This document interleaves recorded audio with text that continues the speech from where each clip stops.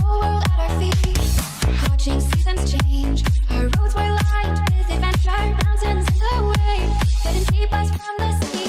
Here we stand in arms, this is home where we are. Together small in the world that we made. I'm still here in memories, see your shadow in the trees, holding on memories never fade.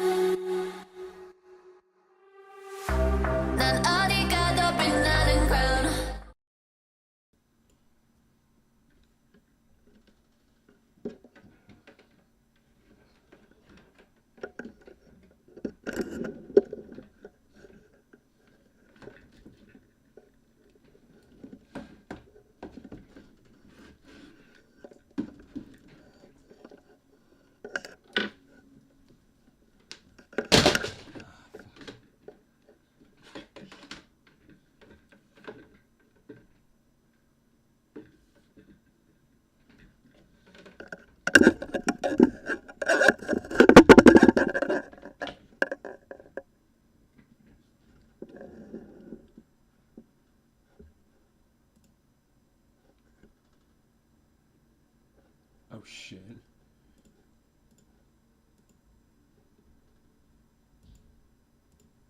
Pardon the technical difficulties. I can't get this webcam to work.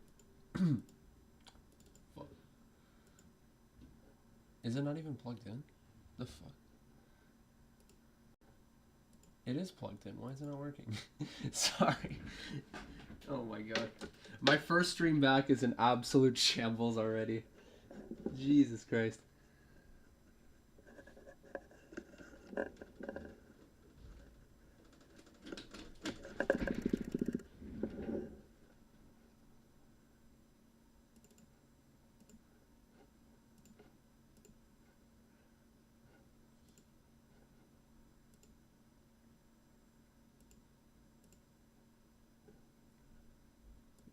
Nope. Still nothing.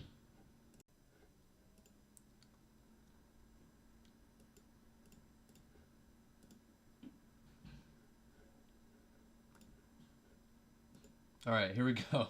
Here we go, boys. How are you all doing today? Well, I'm back. I'm back to my good old house.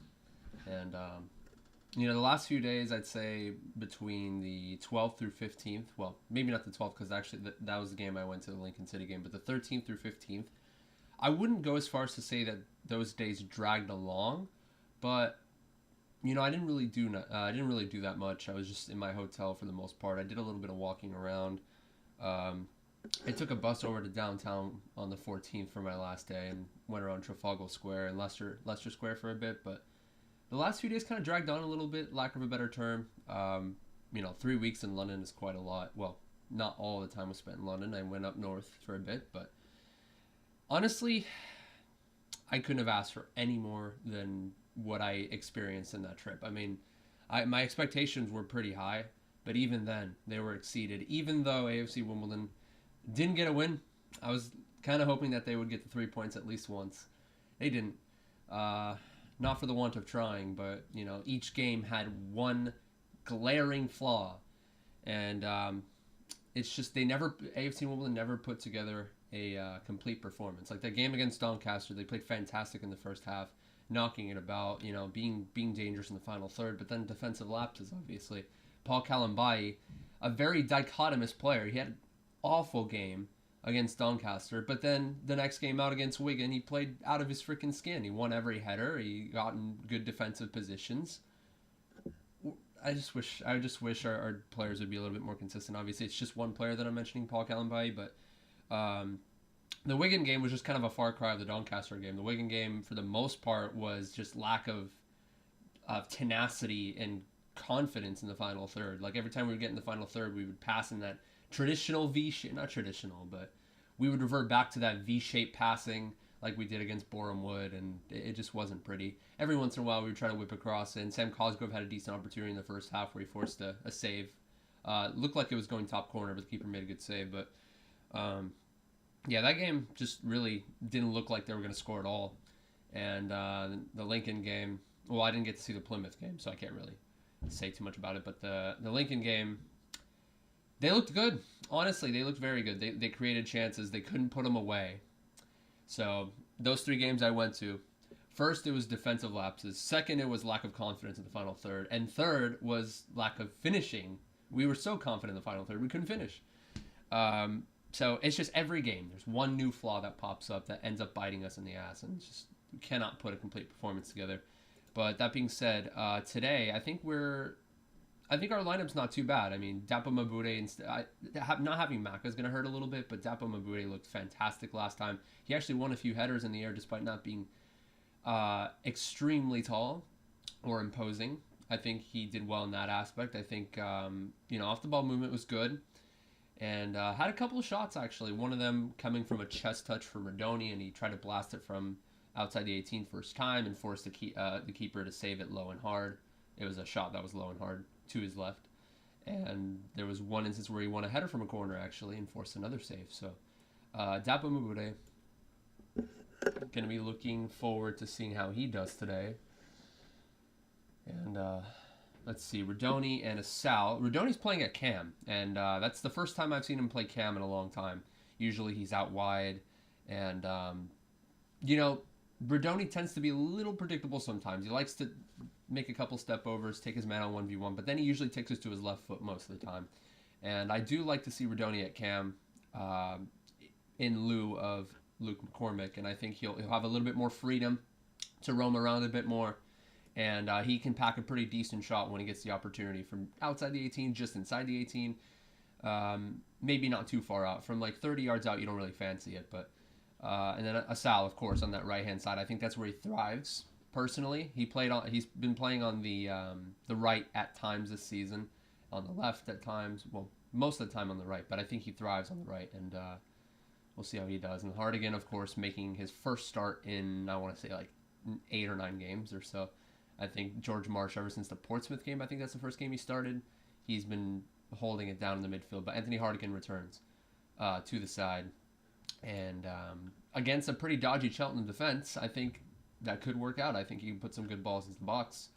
And Cosgrove, obviously, a bit of a statue at times, but you certainly fancy Cosgrove to win a couple of headers sometimes. Sometimes he is a bit soft in the air, and sometimes he gets shrugged off pretty easily. But Cosgrove, as of late when he's been playing, he's been making decent runs to the back post, looking for crosses, or faking the back post run and going near post like we saw against Wigan. So hopefully we'll see a Hardigan to Cosgrove connection today. Maybe Cosgrove can knock it down to someone like Radoni or Asal if he doesn't hit it towards goal. So plenty of positives here. For Cheltenham, though, you had pretty much the standard lineup. I mean, Cheltenham have had almost the same lineup throughout the season and last season. You know, a lot of the same players that helped Cheltenham get promoted from League Two are on the same side. You know, you got Matty Blair out wide, who only has 3 goals and 3 assists in the season, but he's averaged, I think, 5 or 6 in each category. I think something along those lines. And Callum Wright, obviously a very dangerous attacking mid. Alfie May and Williams, pretty decent duo. So, you know, this has all the makings for an absolute barn burner, but at the same time, it also has the makings for a draw, in my opinion, like maybe a 2-2. I think we might see another 2-2 like we saw last time out. That 2-2 draw, though, I mean, AFC Wimbledon played terribly. It was abysmal, and we kind of got a little bit fortunate to score 2, and that goal that just fell perfectly to the feet of Aaron Cosgrove. Fair play to him, good finish there, but I think we got pretty fortunate in that one. That being said, I'm rambling. Red Sox. My prediction for this one is going to be the Dons are going to get things underway.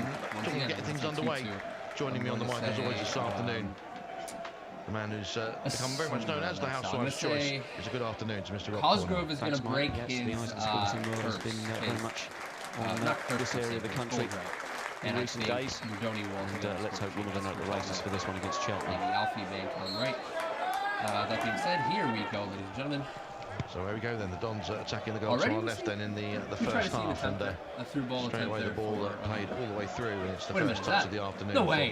for the goalkeeper Owen Evans. Henry Lawrence is playing. No way, sorry, I'm going to find that far side. I cannot for the life of me. But Henry Lawrence is actually playing. Ben Hennigan. No way. Now here's Guinness Walker restored to the side this afternoon, trying to touch the ball forward, but Blair will intercept. Okay, the audio was probably a bit too loud, so apologies for that one. I just fixed it. There's no way Henry Lawrence is playing for the first time in I don't know how long, probably 3 months. And Nesta out wide on that left-hand side, obviously Lee Brown with a bit of a knock, but Nesta against Walker on that left-hand side. I thought he was done a bit dirty. I think against Sunderland, I think he played fantastic, and then ever since then, we really haven't seen him on the pitch. So nice to see him back, although, you know, I would have liked him better as a wing back, but we'll see how he does.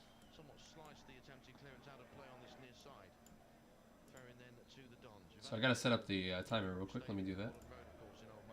I'm a bit rusty, guys. It's been a while since I've done one of these live streams.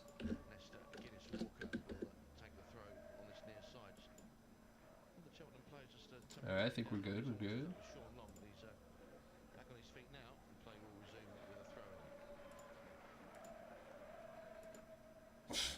Yeah, 4-0 Cheltenham, apparently. Yeah, that's the score prediction for this one. Okay, here we go.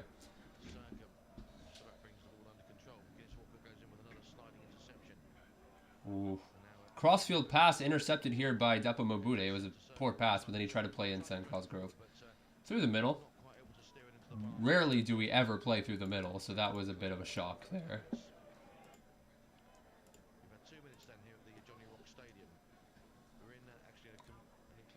Ooh, Cosgrove holding it up.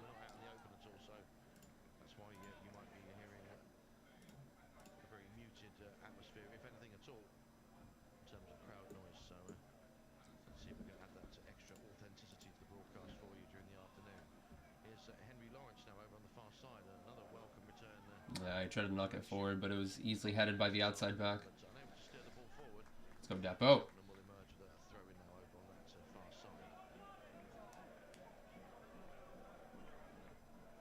I'm trying to memorize numbers here for Cheltenham. Bonds. Williams.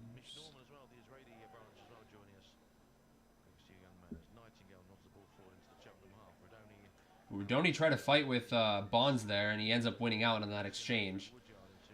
Cosgrove holding it up here. Oof. Oh. Midfield battle, both teams winning tackles here, and Jack Rudoni once again making another tackle there. This time he actually comes away with the ball fully.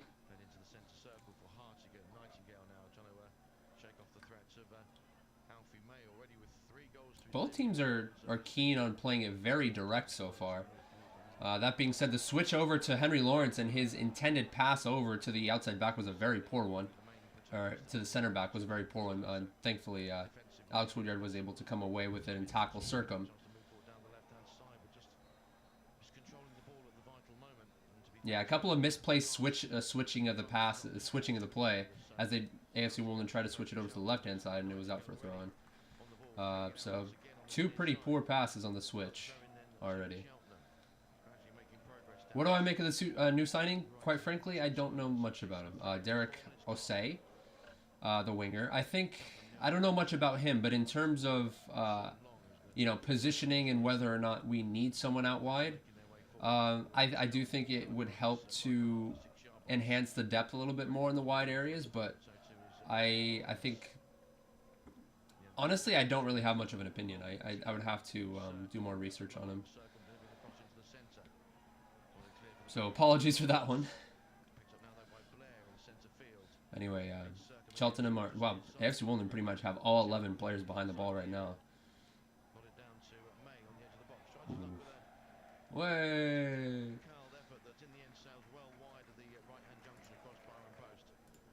Thanks, my guy. Yeah, I mean, I'm a traveler at heart, and so I don't get too preoccupied about what's going to happen to me, about if anything will happen to me, or if my plane's gonna crash or anything like that. But at the same time, you know, it was my first time outside of North America, and there was a thought in the back of my mind. I'm like, wow, I'm so far away from home. You know, if something were to occur, I have nobody there to help me. I mean, I have a couple of friends that live in the UK, but that's really the furthest extent of which somebody could be able to help me out in a crisis. But yeah, I'm home safe. My prediction for this one is a 2-2 draw. Mabude out wide here. It says Mabude starting on the left, but I've been seeing him on the right.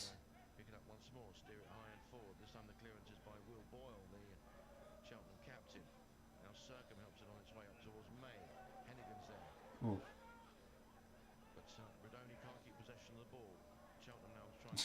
An attempted three-toe pass, or charisma pass there from Bonds over the top to May was very wayward, out for a throw-in.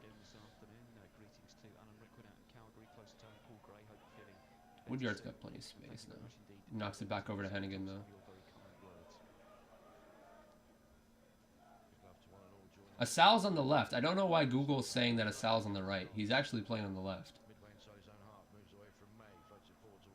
Again, Cosgrove winning it on the knockdown. Nicely done there. Finally, we're actually giving Sam Cosgrove some support. Hopefully we won't back off. I mean, we have a tendency to start off the first 15 minutes pretty strong and then kind of peter out a little bit energy-wise. Asal, though, is never going to stop. He's relentless. Yeah, first 7 minutes, I mean, really not much to talk about here. Both teams are playing it very direct, and both sets of defenders or both sets of back threes and back fours are winning pretty much every header. Midfield battle, a couple of tackles being made. This has all the makings for a pretty scrappy affair, in my opinion. And we'll just have to see who comes out on top. I'm going to set up my my notes on my phone and just write things down. Cheltenham Town down their right-hand side, midway inside their own half. Again, it's going to be Sean Long to take it, thrown forward. Glances back up there to Guinness Walker. Nightingale can get there ahead of And Cosgrove once again winning the knockdown, this time with the outside of his foot off of a clearance from Nightingale. Oh, beautiful there from Rodoni trying to lay it off to Ayubasal.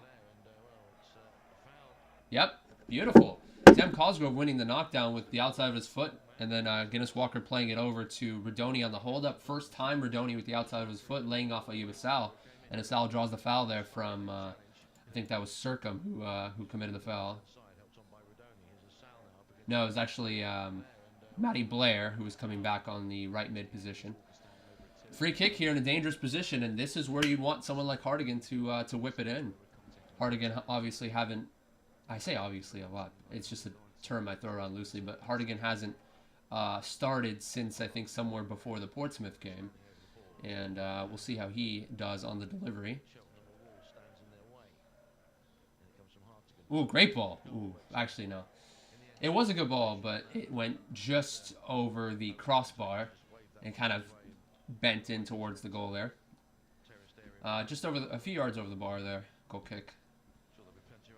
I mean, he has the capability of hitting top bins. He did against Morecambe. Blasted at top bins. Tony Kroos-esque. That goal against Sweden in the World Cup.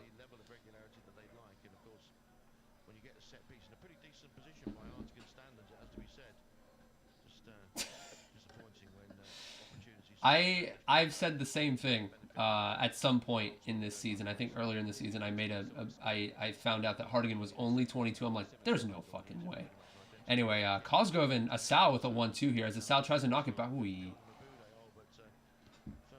Try to cross it to Mabude. Mabude tried to jump flying scissor kick, not scissor, but he tried to lay it off to someone at the top of the 18-yard box. But ooh, quick throw here to Williams. Okay, Hennigan sees it out. Yeah, no, Hartigan looks 26, 27. That's not a knock. I'm not trying to knock someone's appearance or anything, but yeah. You know, I was actually thinking about going to the Cheltenham away game. Like a year ago, I was planning on going, not from February 22nd to March 15th. A year ago, I was actually planning on going from March 10th to March 26th or something like that, but plans changed, and it was a little bit cheaper to go earlier, so. Oh. Away support looks pretty decent, actually. I'd say about maybe 80% of the seats are filled in that away end. And I want to estimate, oh, by the way, a cross was played in, and yeah, it looked like Alfie may try to get a header towards goal, but it was over the bar there. Callum Wright, actually. But anyway, away support looks pretty decent. I would estimate roughly around, I want to say 500. No. Yeah, about 500. Yeah, it's a complete far cry from the 200 that we saw at Wigan.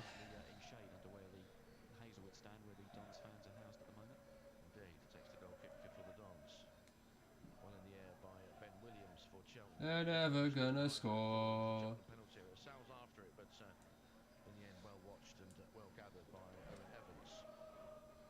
I don't know if you guys can hear the singing in the background. Oh yeah, no, I'm familiar with that Twitter actually. I think one of the best posts throughout the season was 4,000 Sunderland fans away at Wickham or something like that. That was fantastic. Pretty much the whole stand was filled up. Ooh, good ball forward there from Woodyard to Nesta, but Nesta's first touch kind of let him down, straight up in the air. Ooh, a Sal there. Almost dispossessing the center back there.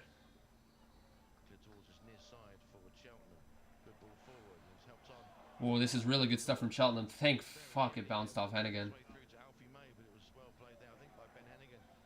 Ooh.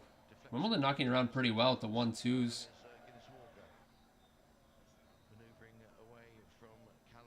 Hardigan and Guinness Walker stringing together a couple of passes, and Guinness Walker tried to lump it forward there to Cosgrove, but defender won it. Throw in here for Wimbledon. 1,800 Ipswich fans at Oxford. Hey, that's pretty much a. I mean, I don't think Ipswich will have enough steam left to try to push for promotion spots, but you know, fans still coming out in full force. That's what you like to see. So far, both sides are looking to try and put their foot on the attacking, accelerating pedal. Ooh, someone's making a run on that left-hand side. Thankfully, the pass was very wayward. Henry Lawrence was really central. I'm not sure what he was doing there, but the through ball thankfully did not materialize.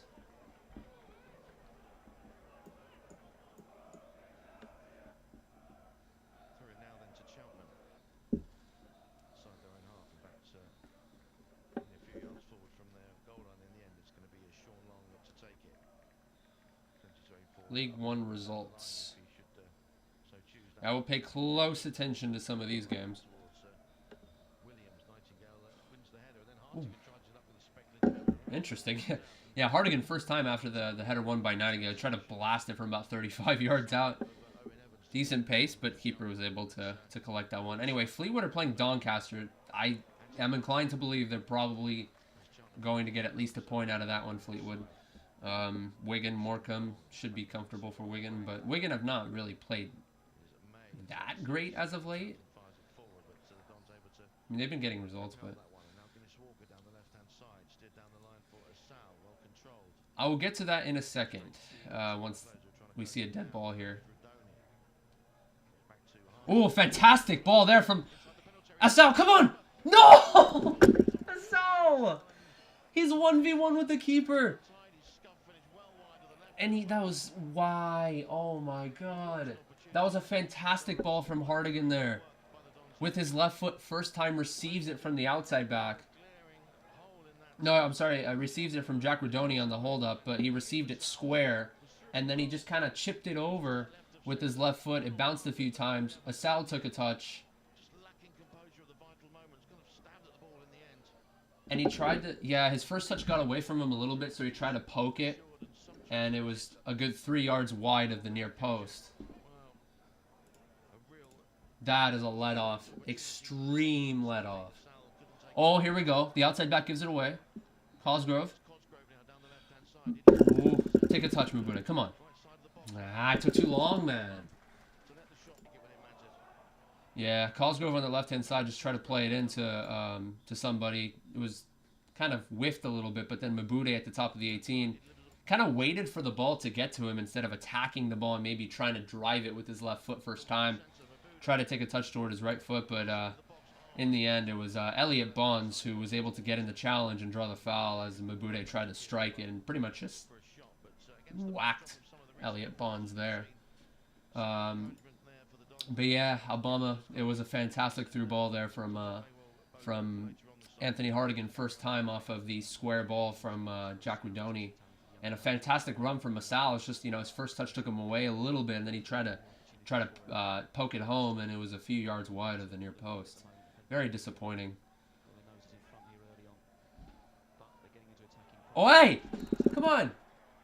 Dude, Cheltenham's defense look completely... They look all over the place right now.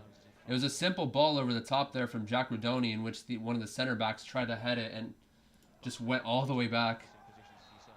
Obstruction there from the player, and I think he's going to go on the book there. Yeah, number 5, Raglan, is going to go on the book there. Just knew what he was doing, put his body in the way, preventing the Sam Cosgrove. You wouldn't fancy him to get him behind and through on goal, but he was going to be through on goal without that foul. Barely not enough for a denial of a goal-scoring opportunity because there was another center back that was sort of in position to try to make a challenge. So yeah, yellow card only there for Raglan.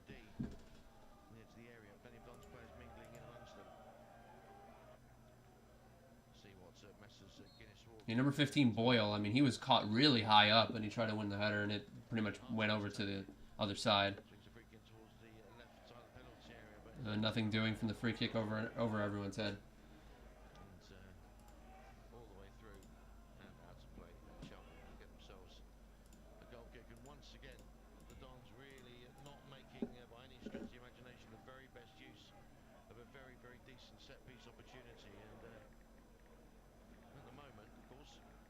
Essex down with a scoreline of 0-0. Ones that currently aren't particularly mattering. Why are we giving Alfie May so much space on that left-hand side? Okay, cuts it back. Could well be that if Cheltenham suddenly hit the attacking accelerator, Ooh. Dons could be left to rue those Zanev was able to... Ooh. They might do They switch it over now to the right-hand side after a Zanev punch. Dons penalty area. Now here's Callum Wright being double-teamed by Sal and Woodyard. Nicely done to Sal. Forces the corner. Boyle's decent, but he did make a mess of that one. 18 minutes gone then. The Johnny Rock stayed with. So Andy Williams amongst the Cheltenham players inside the penalty area, along with the likes of. Yeah, the crowd. Nice to see the crowd chanting for Sal, despite the glorious chance that he did end up passing up. Alfie May, who's going to take the corner from this near side. And it comes now from May. Ooh, they're gonna. Into the box. What? Okay. They whipped it out all the way to the top of the 18 from the corner kick and had Sercom try to blast it. It was like a four-line shot where it bounced off the ground, but it... Well, when I say it was a four-line shot, it implied it was a good shot, but it just bounced towards the ground, pinballed around a little bit. Thankfully, Zanev collected it.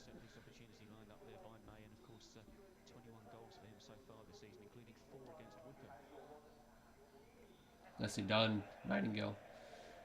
Ooh, another turnover here from Cheltenham, as Matty Blair gave it away. Poor first touch from him. Sal tried to take him on 1v1, but then passes it back out wide. Cross comes in, cleared away. Back to Guinness Walker, who made the cross.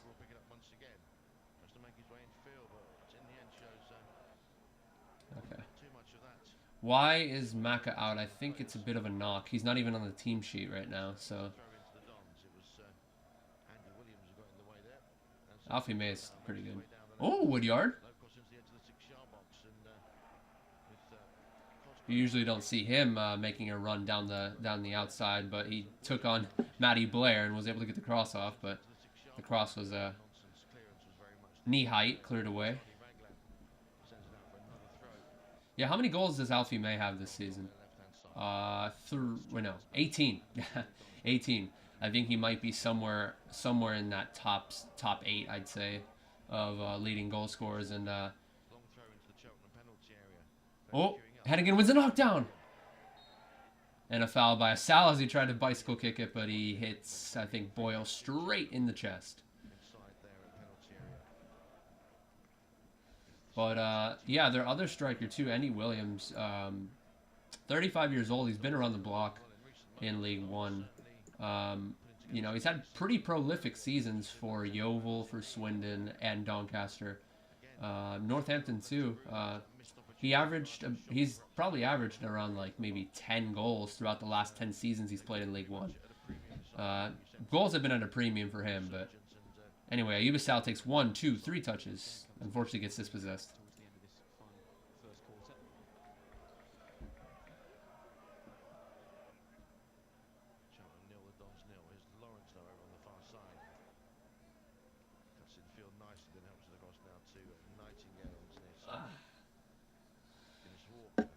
Yeah, it is against Wigan after all, though. Oh, long ball forward here for Rodoni. Ah.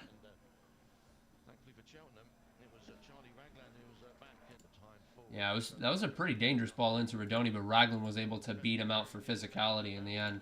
Keeper came out, but he didn't actually end up collecting it.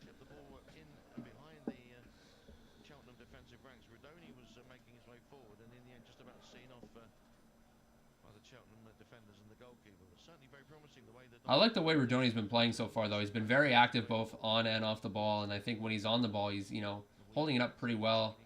You know, usually you don't expect Rodoni to play at cam, but he's been doing a decent job of it so far. Oh, ball over the top here. Will Nightingale, he's going to have to recover. The shot comes in low and hard. Yeah, a few yards wide there, and it was Matty Blair who put it over the top, and for some reason, Will Nightingale was the only one back there. Most of the other AFC Wimbledon players were around the midfield stripe, or midfield line. Yeah, thankfully that through ball over the top for Williams didn't actually go closer to the top of the 18, as Williams kind of had to check up his run a little bit. And then he tried to take a touchdown. Nightingale recovered.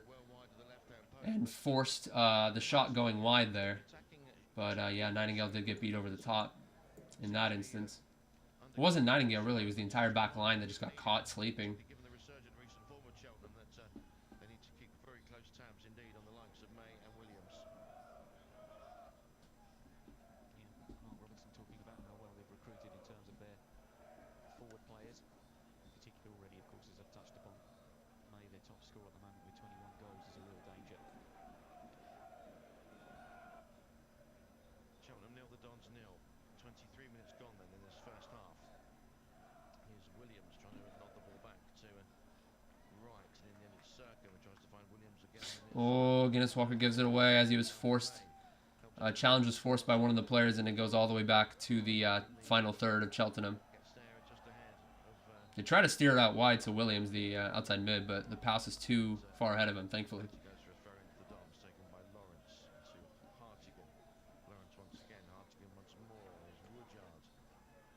Hartigan fires it to high and forward, but easily taken down on the chest by Raglan. Tries to find Williams now on this near side, tries to put it down the line, but well played against Walker. And now Bredoni will take over for the Dons. Neat sidestep there. Ooh, Bredoni's getting forced all the way back. Clear it. Okay, clear it, Nightingale. Come on.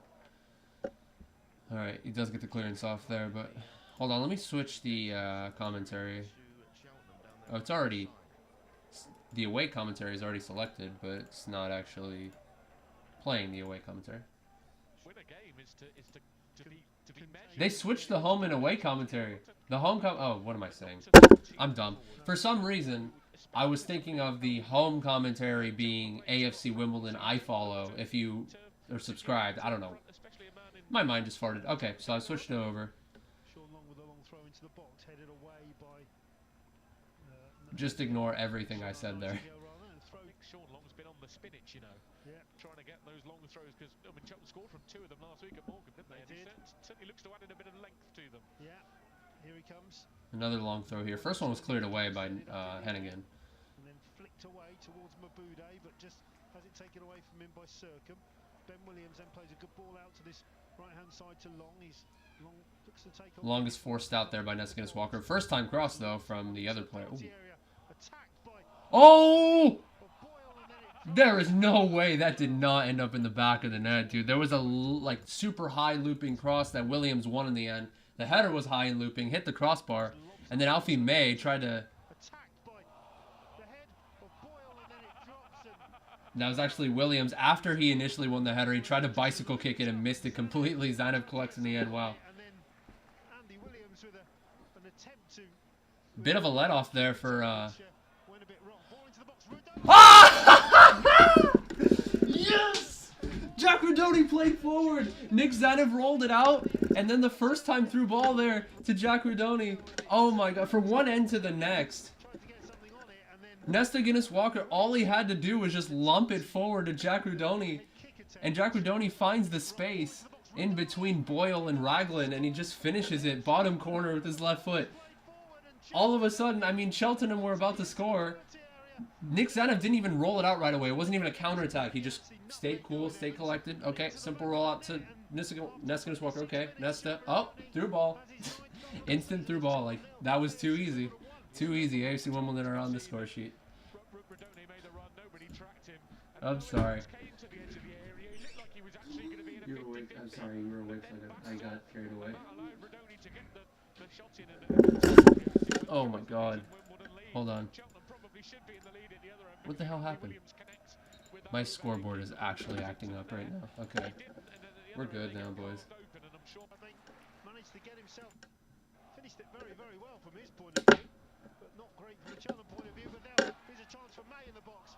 Shot comes off the defender as Guinness Walker, I think. Sorry, I'm a little bit behind, but it looks to me like AFC Wimbledon now with the defensive lapse there. Little through ball over the top there intended for Alfie May. His first touch kind of carried him away a little bit, and so Nesta Guinness Walker came in and cleared. That could have been a chance there if Alfie May had a better first touch, maybe with his right foot, maybe take it to his left, but instead try to keep it on his right foot. Oh man, dude.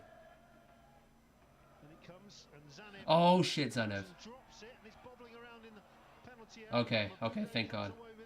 Yeah, Zanev doesn't collect right away, but then Mabude gets his lines cleared.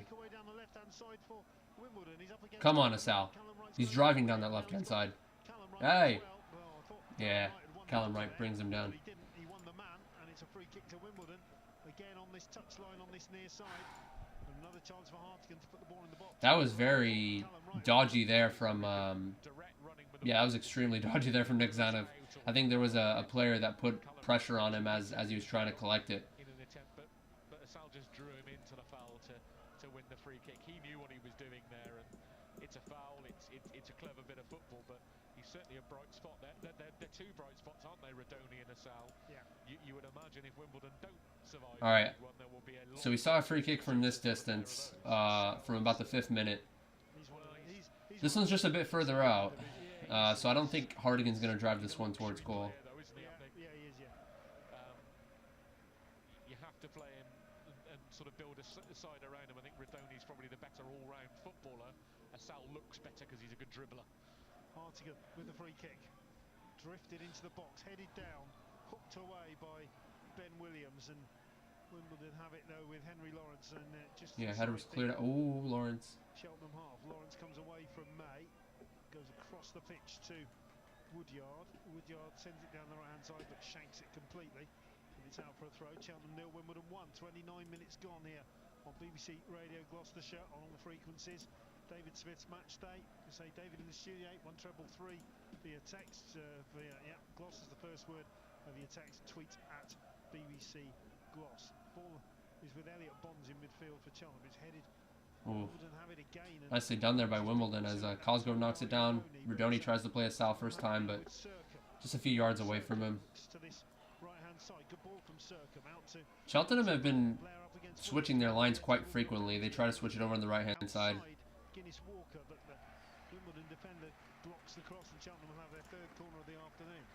Yeah, just a great ball by Circum. I just like to see Blair really be direct and look to get the ball in that position. He had Andy. Yeah, Matty Blair tried to slow the play down on the left-hand side. He wasn't too confident to take Nessa Guinness Walker on, and then he tried to cross, and it was blocked easily there.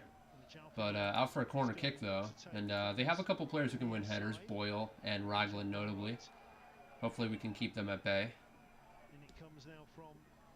Ooh, nicely done there by Hennigan. Just not only winning the header, but also just sticking his head in to make sure that nobody else gets in the way.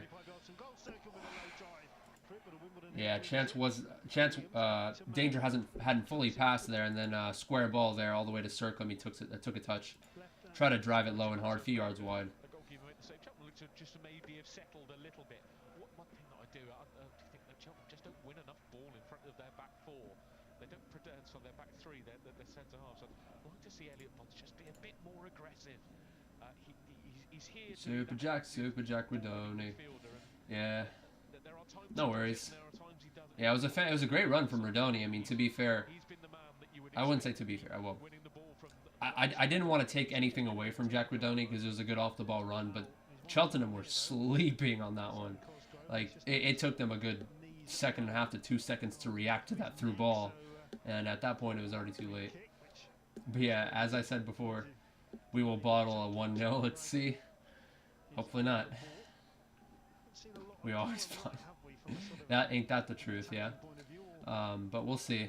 This afternoon, as yet, Raglan plays the ball into the box, headed up in the air to the edge of the box where Circum wins it. There is Callum Wright, gets in a shot which is blocked. As soon as you said that, I started looking for the number 16 on the back of the Cheltenham shirt. I thought, well, he's going to have a shot here. Well, probably going to score. Well, that's fine. That would have been all right. I'd have taken the credit for that one. Long with the throw there for Cheltenham now. It's the ball's cleared down. Yeah, I think that was Callum Wright who took a shot from 20 yards out and it was blocked, and it went all the way over to like halfway in between the midfield and AFC Wimbledon's attacking, or Cheltenham's goal rather. Alex Woodyard was already going down, and he just says, "Right, calm down, everybody." Just makes that signal to his. Wigan's still 1-0 up against Morecambe, which is good. I want to take a look at the stats, actually. I want to see if Wigan are dominating as they should be. Yep, they are pretty much 66% possession, 5 shots, 2 on target. Had the same hair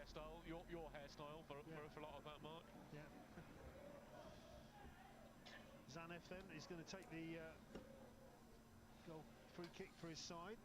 Diagonal ball in towards the penalty area, flicked on by Cosgrove, and Evans comes Yeah, out. Cosgrove able to win the flick into the 18-yard box. The ball was trickling over, but unfortunately Mabude wasn't able to get on the end of that one, and looks like Cosgrove is down. Second attempt to gather it. Cosgrove is just down on his haunches. Yeah, Cosgrove has, I'd say, won a good 80% of the aerial exchanges that we've been seeing so far, thankfully. That's, you know, something we want to see from him more often. Ben Stokes, I believe, has got the wicket. Yeah, so Joseph is out. There we go. Looks like that's going to be a draw. And then they'll go to Grenada with the series still at 0-0. Where it will also be a draw. Ball play forward towards Long, but that's just gone out of play. Gets applause though from Michael Duff. Michael Duff was happy enough with that attempt by Owen Evans to try and find Sean Long on the right-hand side. Wade Elliott also down on the bench, but he's now heading back up to the stand again. Cheltenham 0, AFC Wimbledon 1. 34 minutes gone. I really do not hope, on that note about bottling it. Oh, Sal's holding the ball up here. Sean Long also coming in to Wow. challenge him. Asal gets away from all of them and finds Rodoni. Rodoni's offside, yeah. Ayub Asal was being put under pressure there by both Matty Blair and Raglan, but he ends up turning in between both of them with the bottom of his heel and tried to lay off Rodoni, but the pass was made a little bit too late, or maybe the run was too early. Anyway, on the topic of bottling it, I hope we don't experience any sort of deja vu from that last game, because that last game we gave up 2 extremely soft goals, balls over the top, and you know, AFC Wimbledon's back line sleeping on both occasions. Bob Bloomer would have been sent on to do a job for him. I think it's been a ragged half, this one from Cheltenham. Yeah, I think Wimbledon can do that to you though, with the sort of the dynamism they've got in their side. They've got that ability to sort of be a bit unconventional and get running at you and cause you problems. And Cheltenham's style is to be very considered in the way they attack. Plays it forward down the right-hand side. Alfie May is going to receive. Oh no, actually, the ball's a little bit too far forward for him. Just for a moment, looked Very considered in the way. Yeah, it looked to me like, yeah, I mean, Alfie May was making that run once again. Ball over the top was a little bit too heavy. Had it been a little bit softer, I think we would have seen Hennigan being forced to try to challenge him. And yeah, Williams was trying to make a run from the right-hand side of the back post. I think he would have tried to challenge the header, and Henry Lawrence might not have gotten back in time. Thankfully, that pass was just a little bit too far forward. That could have led to a goal, certainly. ball forward, headed on by Raglan. Cosgrove manages to flick it on. Mabude battles away, but ball squirts out to Matty Blair on this near side. Guinness Walker plays it down the line looking for Mabude, but that's... Matty Blair gives it away. Mabude gives it away after Nessa Guinness Walker gives it away after he tried to play it forward. Very cheap ball forward. I'm saying that as I didn't describe it very well, but he tried to play a through ball and it was wayward. A little bit worried about how often they're 1-0 up. You've got something to defend now, so I would be a bit more structured in the way they're playing, but still very open at the back. You get the feeling that Wimbledon are almost thinking, well, we've got to score 2 or 3 to get the win, so we may as well keep going for them. But you'd back Cheltenham with the quality they've got in the final third to score from one of these half chances. Ooh, they're knocking around here, Cheltenham. Yeah, typically the home commentary tends to be a bit biased in some respect, but I would have to agree with them by saying, you know, AFC Wimbledon still look extremely open in the back right now. Nightingale, and Michael Duff catches it in front of a flying Ayub Asal, and Cheltenham have a throw which Long will take into the feet of Callum Wright, lays it back to Sean Long as Asal gets one on the...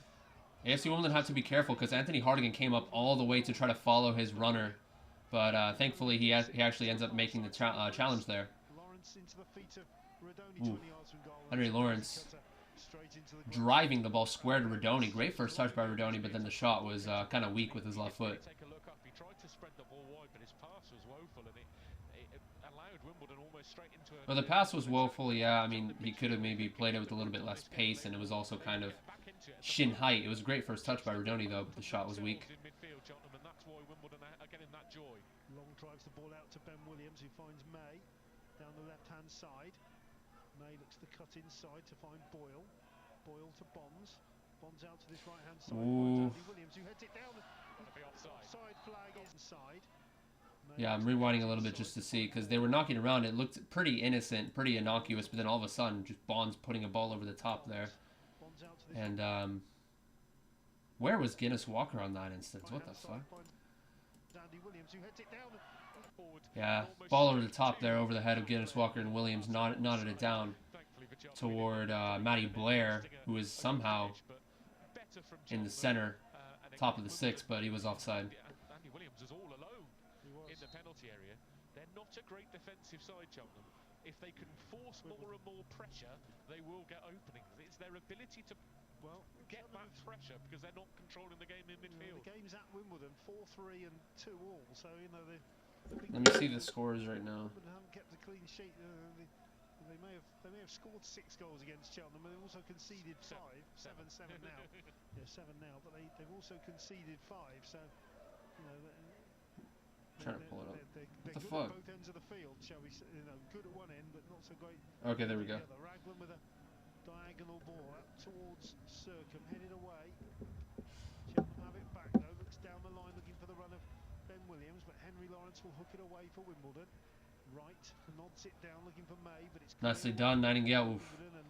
There have been a couple of instances where Nightingale, off of the knockdown from Cheltenham, he would immediately sprint out to try to cut it out. And, you know, every once in a while, Nightingale would get caught out like that, you know, trying to go forward and then getting caught in two minds. Do I go forward? Do I go back? Or he would go forward and get caught out. But lately, he's been doing that. He's been timing his attacking of the ball very well. And, you know, preventing Cheltenham from holding the ball up and playing it out wide, you know. Taking initiative, Will Nightingale. Jack Redoney's goal to 0 here. Remember, they haven't won for 19 games, and they're down at the bottom of the, in the bottom 4, or just outside the bottom 4. Here's Long, knocks it down the line, looking for Wright.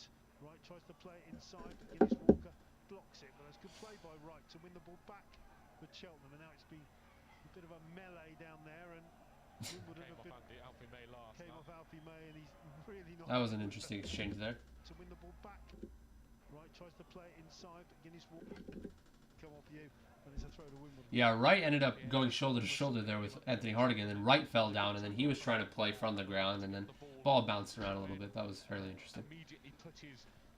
Nobody scored throughout most of the games that I've been looking at, aside from Plymouth making it 2-0 against Accrington. The last 15 minutes have been no goals aside from that in any games around the league. When they get the ball going forward, they look quite dangerous. It's just they're not been able to do that very much. Here's Bonds, and then plays a terrible ball, I'm afraid, into the main stand behind us. And as I say, it's been a very ragged half, in my view. Very scrappy, not being able to really get any momentum going. Wimbledon have had the better chances. The only chance Cheltenham have had was Boyle's header, which Shrewsbury beating Rotherham. turned in by an overhead. That's a bit of a shock, actually. That's probably about it from a. Oh, they have a red card, Rotherham. Wow. Shot that went wide. Yeah, But they've had Zanev hasn't had a save, has he? no, but they've had the 3 or 4 times they've had those almost 2-on-2, 1-on-1, Yeah. and it's and the run of the ball's just not gone for them. Yeah, the Williams shot was a good one as well, the one that went across the face of goal. Cheltenham have won a throw there. Callum Wright taking the ball off Nesta Guinness Walker and winning a throw for Cheltenham on the halfway line, which Sean Long throws across to his captain Will Boyle. Boyle back to Raglan, the ball bounces up in the air, and Raglan. Ooh, Raglan tries to get it clear, and that was a very poor clearance as Good tackle from Callum Wright. Woodyard he chested it down, tried to hold it up, but loses out on the physicality. Well, throw in, okay. 3 minutes plus stoppage time. Michael Duff has his head in his hands and looks to the heavens at that decision. Yeah, both teams having 2 pretty decent chances. I will talk about that in a moment. The Tigers, are they called that anymore? I don't know. City. Well, Elliot Bonds turns out of pressure there from Jack Redoney, but Jack Redoney... Oh, that's such a good ball to Alfie May. Can Hennigan recover? Nicely done, Hennigan. Defending in the end by Beautiful. Solidify them. Yeah, first he kind of... I mean, it's a combination of both AFC Wimbledon not being able to track the runs of Alfie May and Williams, but also May is just so fast. But Hennigan was able to force May to take a couple of touches towards, away from goal towards his right foot, and then eventually he just comes in and makes the challenge. Beautifully done. But anyway, the corner kick is going to be swung in here. Yeah, Ben Hennigan also drawing the foul there after he did he get hit in the face there, like with a forearm or a head? Either way, Ben Hennigan, nicely done on both instances. From a simple through ball through the middle. It's at the nines defending at the moment from both sides. I can't see how Wimbledon are going to keep a clean sheet defending the way they are. I know it's famous last words, but they look all over the place at the back. Ball played forward by Hartigan, looking for Cosgrove down in the corner away to our left-hand side, and flicks it back, and Charlie Raglan has to put it out for a throw. So I mean, it seems like, to me, it seems like AFC Wimbledon are playing an offside trap, but it's not working. It is clearly not working. A very high line AFC Wimbledon are playing right now, and it's just bit him in the ass on 3 different occasions. Thankfully, none of those have been converted. long throw into the box, headed away, comes back out to Guinness Walker on this near side, looks to chip it into the box, and Owen Evans comes in, but he's beaten to it. It's a couple crosses came in, both headed away. Terrible ball. Then it's chipped across by Hennigan, and Sean Locke. Owen Evans comes in, but he's beaten. Yeah, off of that second header clearance, it looked to me like Sean Long, Drops to Blair in the penalty area, and Blair plays a terrible or Blair actually. Why would he do that? Blair was on the right hand side. He played it down the center inside his own 18-yard box, and Ben Hennigan was just able to intercept and try to shoot towards goal, blocked. Ball that he was never going to win. Ended up punching one of his players and putting him on the floor. And then the ball came to Matty Blair, and inside his own box, he played the ball inside a 5-yard ball square. 6-yard box to a player under pressure. Just get rid of it, man. Corner for AFC Wimbledon on this Priceless commentary, needless to say. I don't know what Matty Blair was thinking there. He faked going to the outside as Nessa Guinness Walker was there to defend. He faked, stepped over, and then played it to the center. Oh, and Guinness Walker almost. The iFollow was pretty late to switch back over to play. All I saw was Guinness Walker heading it. Like, that was the first thing I saw. He might have been able to pass that into the corner as it was. He lashed it with his left foot, and it Or no, he actually drove it. Yeah, see, I didn't even get to see the shot. It was all I saw was the ball traveling. But, yeah, it was a knockdown there from Hennigan, and Guinness Walker tried to blast it with his left foot. in the 18-yard box. It really has been a Several things. I'll get into that in a second. Wow. Down the right-hand side, drives into the box, comes to Williams. Williams swings it towards goal, and it's been Dude. a sloppy half, hasn't it, from both sides? Blair to right, down the right-hand side, drives into the box, comes to Williams. I have no words, man. Both defenses are so sloppy right now. It's insane. Hartigan was so high up on the press, and there was just a simple through ball played in between him and Ayub Assal, and Callum Wright was there just to take a few touches. He tried to lay it off to Williams, and Williams, just the shot was blocked, top of the 18. But what did you miss? Quite a bit. Both defenses are extremely dodgy right now.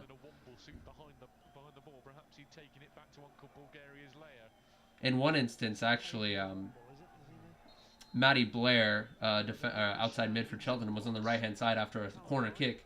He tried to play it down the center inside his own 18-yard box under pressure, and Hennigan tried to shoot it. Got blocked, but the commentators were going nuts over that. I'm listening to the Cheltenham commentary right now. This will be probably the last action of the half. Alfie May will take it. In it comes. Low to the near post. Headed Oi. Ben Williams, and that will be half time. And it is half. That was one of the most open halves of football you will ever see in your life. I think both teams probably had 3 decent chances. One clear cut from each side. So both teams trading chances. I mean, The first 15 minutes or so, pretty much controlled by AFC Wimbledon for the most part. First 10 minutes were kind of boring, but AFC Wimbledon kind of knocking it about a little bit. A couple of good 1-2s played between the likes of Rodoni and Nesta Guinness-Walker, Rodoni to a Sal, and Sam Cosgrove winning a few headers. Both back lines pretty shaky with balls over the top.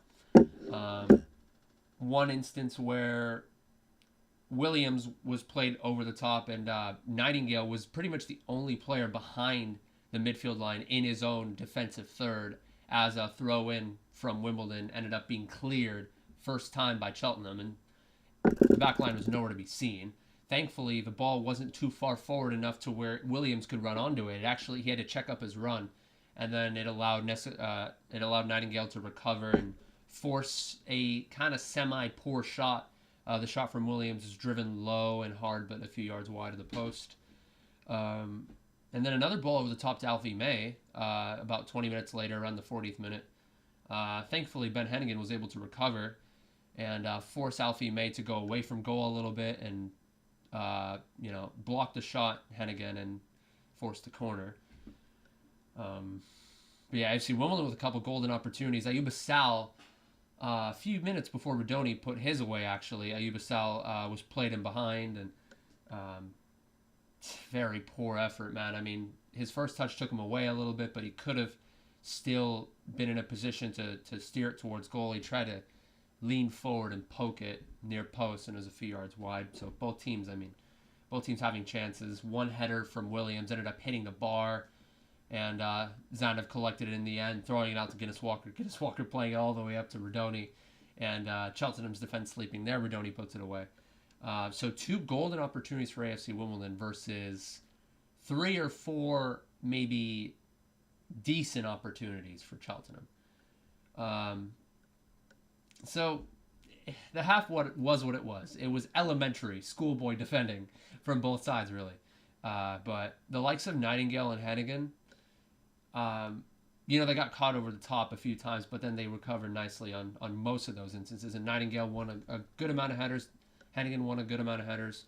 Nightingale was able to take the sting out of a few attacks by running forward to the center mid that's holding it up and poke it away. So it's definitely some pros and cons. Definitely, it's a very volatile half of football, to say the least, and hopefully it doesn't equate to yet another bottle from AFC Wimbledon, as they typically tend to do. That being said, I'll leave it off on that note, and I will be back after these short messages. No messages, it's just music, really, but I'll be back.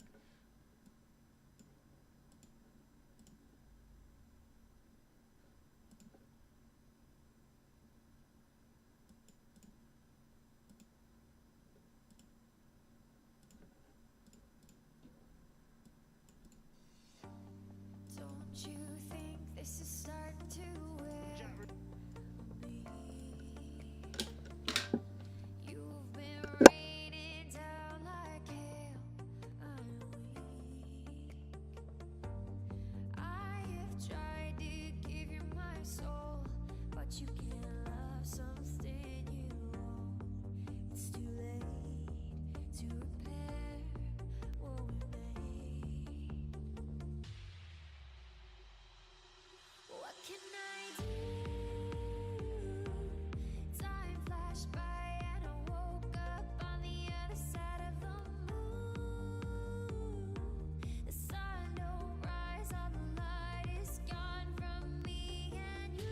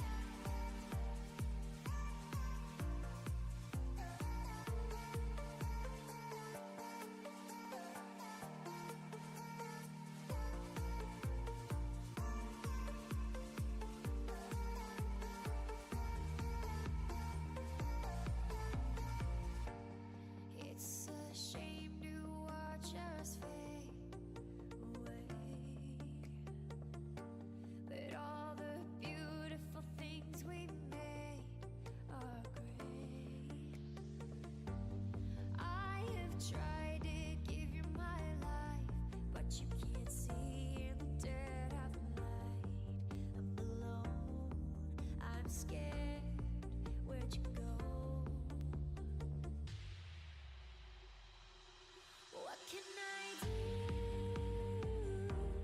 Time flashed by and I woke up on the other side of the moon. The sun don't rise, all the light is gone from me and you. Time flashed by and I woke up on the other side of the moon. The sun don't rise, all the light is gone from me and you.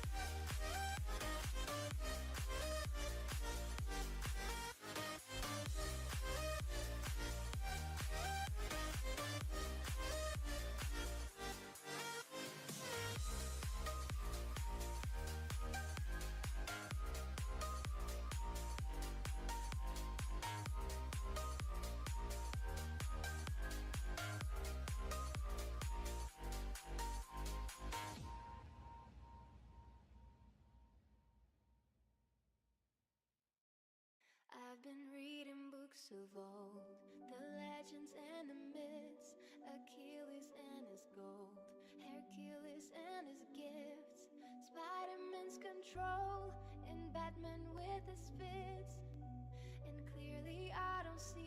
myself upon that list. But she said, where'd you wanna go? How much you wanna risk? I'm not looking for somebody with some superhuman gift, some superhero, some fairy tale bliss. Just something I can turn to, somebody I can kiss. I want something just like this.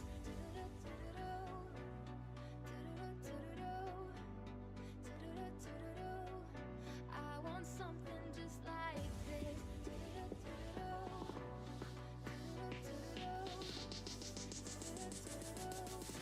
I want something just like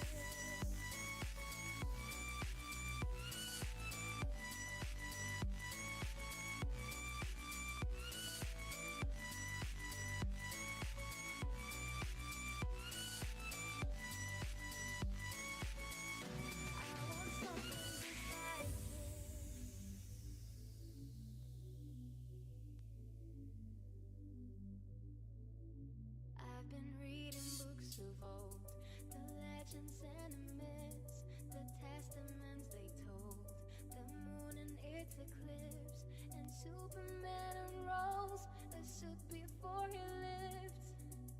But I'm not the kind of person that it fits. She said, where'd you wanna go? How much you wanna risk? I'm not looking for somebody with some superhuman gifts, some superhero, some fairy tale bliss. Just something I can turn to, somebody I can miss. I want something just like this.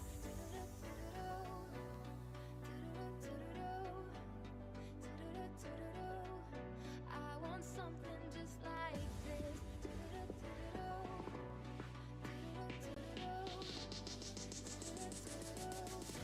I want something just like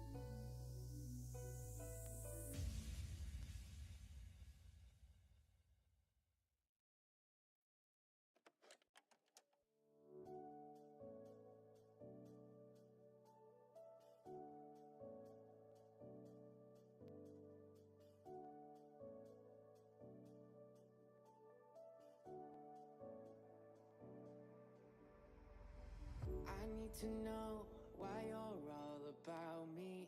A miracle, how are you so carefree?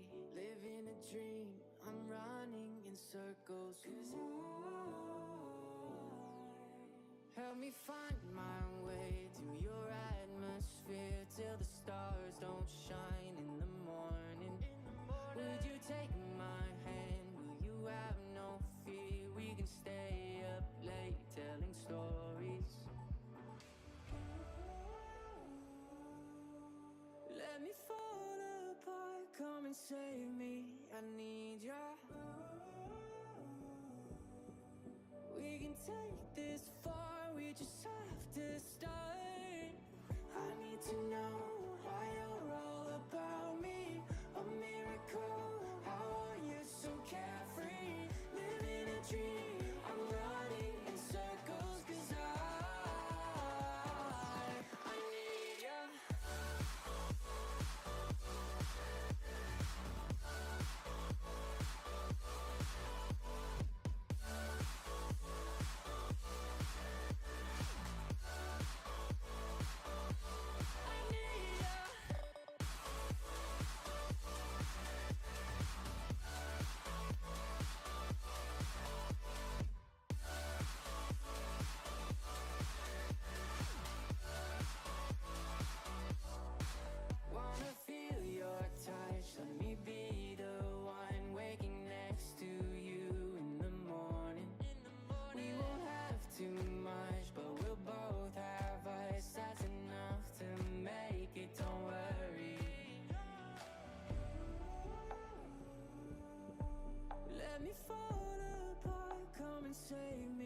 I need ya.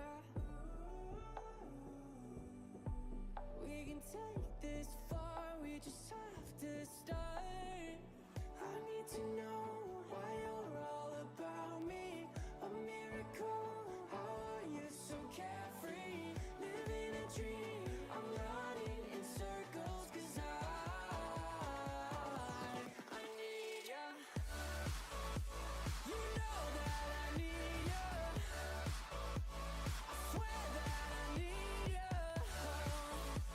I'm running in circles 'cause I need ya. You know that I need ya. I swear that I need ya. I'm running in circles 'cause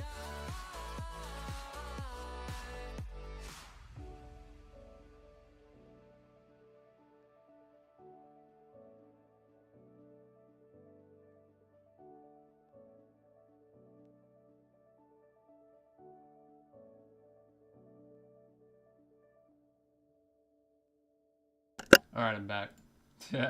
My bad, boys. A little bit late. Just pretend like I was getting a beer at the stands or something and I came back a little bit late. That's usually what happens with a lot of fans. They're just, you know, they're talking it up, having a good time, and they come back like 3 minutes later. Mabude has won the ball off him. Mabude to Redoni down the left-hand Okay. side. Looks for the run of Mabude. Raglan comes across. Ooh. Through ball there. Through ball from Redoni there to Mabude. Goes down a little bit easy. Shrugged off by Raglan. Cleared up then by Hennigan, who plays it long, only onto the head of Will Boyle. Boyle heads it forward and Williams goes down. Okay. Challenge from Hennigan. Nothing. This ref's consistent. Hennigan tries to make a... he actually did make a challenge on Boyle there. Went through Boyle a little bit to get to the challenge, but... Play on, play on. Cosgrove putting the pressure on. To right plays it back into long. This is better from Cheltenham out to the right-hand side now. Bit of space for Matty Blair to come forward down that right-hand side, but he checks back and finds Sean Long. Long then drills the ball in towards Williams, but it's flicked on by Andy Williams, and Ben Williams can't pick it up, and it goes out of play for a Wimbledon throw. Yeah, just those two free kicks. 648. Yeah. A little bit more than my estimation of 500. So that's not too bad. The one on Williams actually looked like a foul to me. Yeah, it did to me too. Hennigan came through the back of him, and the Cheltenham player had won the ball, and that wasn't given by Mr. Oldham. Very I like how they try to pull up the name of the referee there. the tallest man on the pitch. Treatment for a Wimbledon player, got a bit of a bang in the head. I'll give you their side. Nick Zanev is the goalkeeper. Back four, Henry Lawrence at right back, Nesta Guinness-Walker at left back, Will Wow. Nightingale and Ben Yeah, so Ben Hennigan with a bit of a knock there. and Anthony Hennigan came through the. Dare I say, I'm trying to see what actually caused it. flicked on by now a bit of space for Matty Blair to come forward down that right-hand side, but he checks back and finds Sean Long. Long then drills the ball in towards Williams, but it's right-hand side touchline. Goes down under a challenge from, but cleared up then by Yeah, small grounds just give you more of a homey feel, and it feels less commercialized, and you feel closer to the players, you feel closer to the game. I'm really not sure what happened to Hennigan. His head is getting taped up right now. I didn't see the challenge that caused that. 648. Weird. The away fans, so 3836 648 away fans is today's attendance. Ben Hennigan is now going to look something like the Honey Monster for this game. The Honey Monster. So ridiculous. yellow kit with a giant yellow bandage. Yeah, gonna have to change his yellow shirt as well. Yeah, and Nick Zanev is holding his change of shirt, and off it comes, and on goes the new one. So he's going to have to go off the field to come back on. So he's going to have a shirt with no number for the remainder of the game. Doesn't he get booked for taking his shirt off? No. It's interesting. He's got no number on the shorts either. So No. that's going to be really helpful, isn't it? Yeah. For the commentator. Well, thank you. Wimbledon have a throw then. Taken down the line. Ben Williams wins it to Andy Williams. Back to goal. Taped up CBs are the best. He'll play better. Yeah. Forward towards Charlie Ryan. Oh, okay. I thought the header back towards the keeper was going to be Back to Short one, but it goes all the way back. He could get it back to the Cheltenham goalkeeper. Balls it out. Underarm to Sean Long. And then Blair plays it back to Long. Long looks up. Ben Williams makes a run down this left-hand side. That's where he's going to aim, I think. Although it goes towards Andy Williams, who heads it down and can't quite link up with anybody there. It sort of fell between Liam Circa and Alfie May. I just realized they had two Williams. Yeah, I gotta say Ben Williams or Andy Williams. And Cheltenham have a throw midway inside their own half. Boyle back from Circa. Boyle has to go back to Raglan. He's under pressure from Cosgrove. So he has to play it across to Owen Evans on the edge of his own 6-yard box. And Evans Ooh, not the best clearance there from the keeper. Oh. nearly get in, and The header there won by Ayuba Sal, and it looked to me like, Redoni was offside, so he didn't yeah, Redoni was off anyway. have a terrible clearance from Owen Evans. But yeah, Redoni was about a few yards away from that header. Keeper collected it, but he was off anyway. Cheltenham are having a bit of a hard time with the press being played by Wimbledon here. Typically, they either play it long off of the press, or they play back to their keeper, or they give it away. They do play it long once again, though. To nobody in particular, thankfully. But the clearance wasn't the best there from Nesta. Goes straight to Bonds. Here's Bonds out to Long. Long chips it down the line, looking for the run of Blair on the edge of the penalty area. The ball sort of Too easy there. Blair just made a run in and with no contest, but thankfully his first touch was heavy with his chest and cleared away. by Williams. Andy Williams and goes out for a throw to Wimbledon midway inside their own half. 51 minutes out to Long. Long chips it down the left bench. Yeah, the turning to the bench is one thing. And the point I was going to make is that Cheltenham's midfield, is this the right... Yeah, the turning to Why is iFollow rewinding for no reason? Cheltenham's midfield, is Well, now my timer is off. Cheltenham under Michael Duff with Ooh. Broom was in the side when Kevin Dawson... Cosgrove intended... Okay. Callum Wright for a lot of He held it up. Poor pass, but then he ended up putting the press and regathered possession, Sam Cosgrove. They're playing with Elliot Bonds sort of 5 yards in front of the back three and two midfield players wide of him, 20 or 30 yards up the pitch. It just looks very disconnected for my liking. We saw a moment ago when Andy Williams had that Damn. onto that long ball over the top. I just saw that, yeah. Oh, hey, 2-1. 2-1. Hey, I just looked at it. 2-1. Wigan just scored again. Oh, I thought you meant they got a goal. I thought you meant they equalized. Oh, never mind. No, okay. So they were up 2-0 and then Morecambe scored. Okay, fair enough. Ooh, Cosgrove wins the header again. Make a difference, or does it need to maybe move back to that two number 6s and a number 10? Yeah, maybe so, but well, you may have heard the sort of noise there from the crowd. Are very dissatisfied. The ball went back to Will Boyle, and then Boyle played a dreadful ball down the line, looking for Ben Williams, and it just drifted out of play. And supporters in the main stand. No other passing option because of the shape of the midfield, maybe. What? How was that their ball? In the bases that Cheltenham are all but safe, which is a remarkable achievement given the title winning last season. But I just think that what the title was built on We just gotta hold on to this, lads. Come on. the start of last season. Still got about 38 minutes. Well, longer than that. The stoppage time, I would assume, would be 5+ minutes. And there's the two centre forwards are a bit disconnected at the moment, and the midfield's no. Oof. Cheltenham were forced back by good pressing by Redoni and Cosgrove. The ball's back in their own penalty area with Sean Long on the right-hand side. Long lays it back to Evans, and you can hear what the crowd think of that. You know, a lot of dissatisfaction as they want the ball to go. Come on, Hardigan. Yeah, Hardigan is sprinting, dude. We got to make sure we don't have too many numbers up, though. Yeah, the keeper just with a poor clearance there. Coming down the left-hand side with Asal on the left now. Blair makes the challenge, and Blair wins the ball, but it drops back to Asal again. Asal lays it back to Nightingale. Sorry, Nightingale back to Hennigan in the centre circle. Hennigan chips it. Well, that's a good ball, Hennigan. Guinness Walker. Guinness Walker knocks it down. Oh, Cosgrove's shot was blocked there. Keeper collects. Wow. That was a good ball there by Hennigan. First time knockdown there by Ness Guinness Walker with the inside of his left foot, and Cosgrove tried to blast it, but took the sting out of the shot there, the block in from Raglan, I think. On the far side, almost on the halfway Yeah. I think AFC Wimbledon are taking care of the ball just a little bit more. Whenever Cheltenham are on it, they're too slow. Cheltenham are playing very slow on the ball right now. They're playing the occasional through ball over the top here. And that is the case once again as they try to play Ben Williams. Yeah, man, where the hell are AFC Wimbledon's freaking outside backs? I mean, well, Henry Lawrence did recover very nicely to try to block the cross, but the cross came in first time. And thankfully, Alfie May, his first touch let him down completely. Bring on the new lad for Cosgrove. Maybe not just yet. I mean, Cosgrove is doing very well right now, winning the aerial duels and doing good on the hold-up.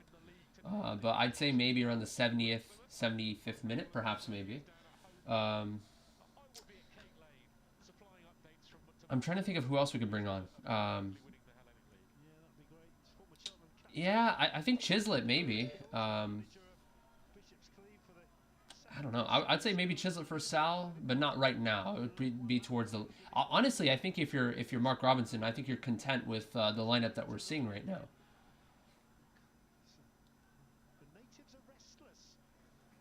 Maybe I would say. Ooh, hold on. I'm gonna rewind a little bit. I'd say Osu for maybe NGW or Lawrence. Actually, no, maybe not. Ooh, Callum Wright plays it over to the right hand side here. Matty Blair, his cross was wayward though, thankfully. Yeah, no, you don't want to bring them on 89th minute. Absolutely not. I'm gonna say Chislett for Mabude in the end. I think should be the substitution. I know I've been switching around who I think should be coming on, coming off, but I think my final answer, Regis, will be Chislett for Mabude, and then maybe switch, have Rodoni play out wide and Chislett at cam. I think that could certainly work. Marsh bring him on maybe a little bit later for defensive solidity. But Hardigan has been doing fantastic. Woodyard hasn't really seen too much of the ball, but he's been putting himself in good defensive positions. You don't want to take Woodyard off. I mean, he's the captain, so I wouldn't bring on Marsh just yet because Hardigan has been playing pretty well this game. Ooh. Zanev tried to clear it, but he slipped off the press. I'm gonna say Chislett should come on first, and then maybe Derek Osei in the end coming on for Cosgrove around the 75th minute.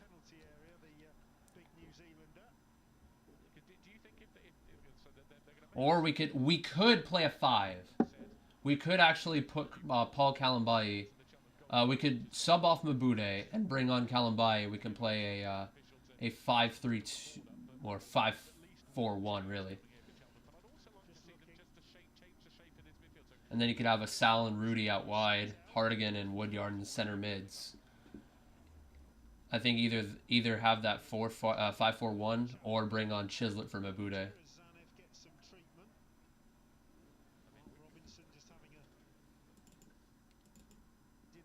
And looks to me like Nick Zanev is down after the slip.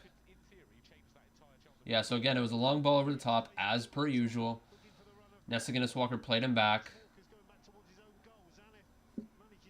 I'm surprised that Nessa didn't play him first time. He actually took a touch first and then just laid it off like as if it were a through ball to Nick Zanev, forcing Zanev to get the clearance off really quickly, to try to get it off quickly, otherwise he would have been dispossessed.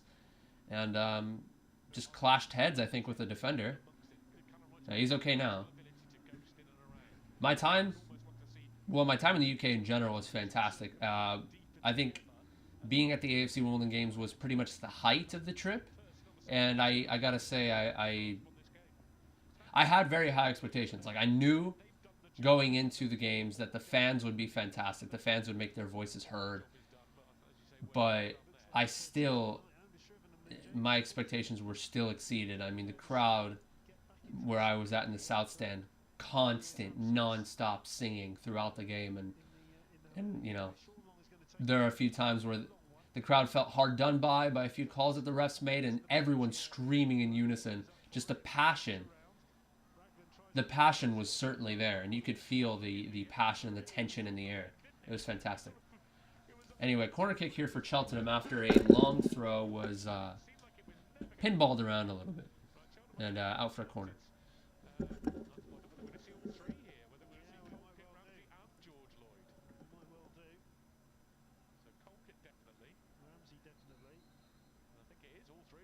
taking their tops off, so there we go. Right, we're going to have a corner. Alfie May's going to take it.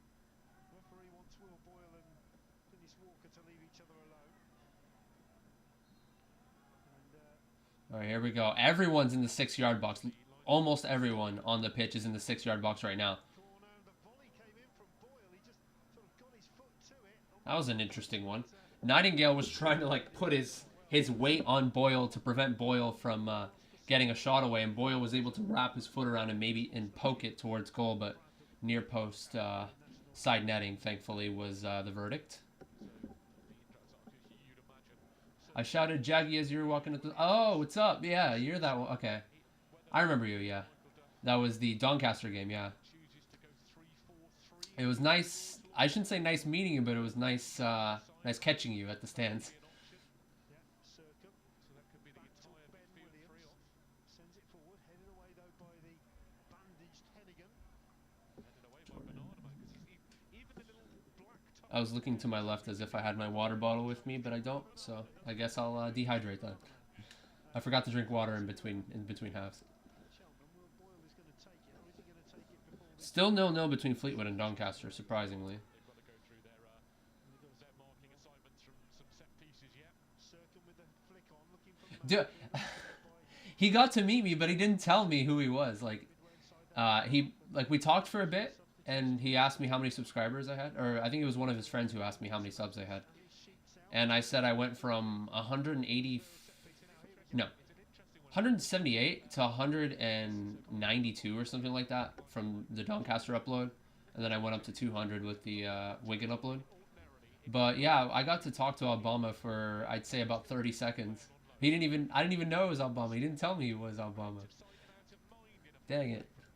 But it was nice meeting you, even if it was for a short time. Ramsey for Circum again, so we're as we thought.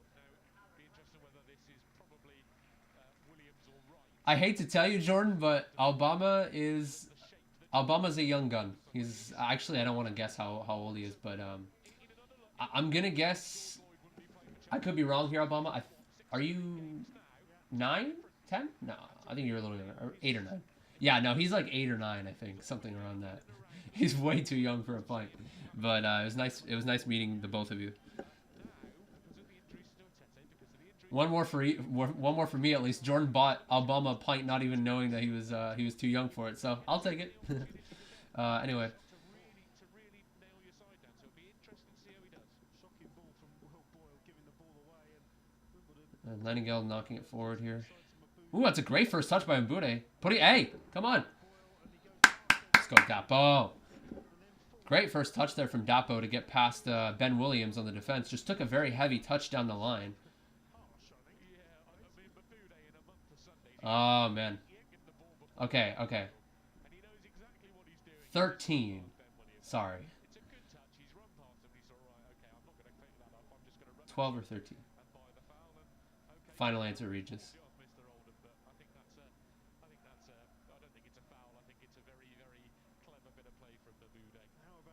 That was fantastic there from Dapo. Let's see if Hardigan can whip a good ball in here. It's about the third time now that AFC Wimbledon see a free kick from this sort of angle. Oh, Raglan flicked it away. Ben Hennigan was waiting back post. his head to that, and Wimbledon now have a throw on the far side, which Peronis flying around in Cardiff this evening, you think? well, you would think so. In the rugby as well, in the championships, finished Cornish Pirates 31, Hartbury 9. Oh, the defender jumped in, and Nessigus Walker got by him easily. Dennis Walker looks to get across, but That was woeful defending there. corner to Wimbledon, 60 But yeah, corner kick forced by AFC Wimbledon as Matty Blair was able to come in and help on the defensive aspect. trailing to JaggyDons' goal, and now Wimbledon have a corner. Triple substitution, but exactly the same system. So, Wimbledon have just sort of upped the ante again in the last few minutes. Triple sub? Okay. Need to be on their Okay, it depends on who we sub in for. Oh, by the way, Bonds and Andy Williams both came off for Cheltenham, and We'll see what happens with this corner. Hartigan three subs actually. Raglan goes down. It's Oh. flicked to the near post behind the goal off the field. Triple sub for Cheltenham, and now an incoming triple sub for Wimbledon. Is that what it is or no? Or was I think they were mentioning the triple sub for Cheltenham, actually. Bond, Circum, and Andy Williams all off. Lloyd, Ramsey, and Colquitt on. Charlie Colquitt, from my experience seeing him, is a pretty pacey individual. We don't want to have him get in behind.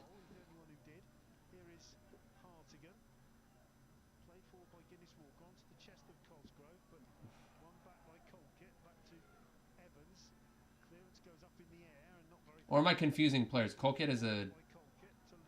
No, he's a center mid.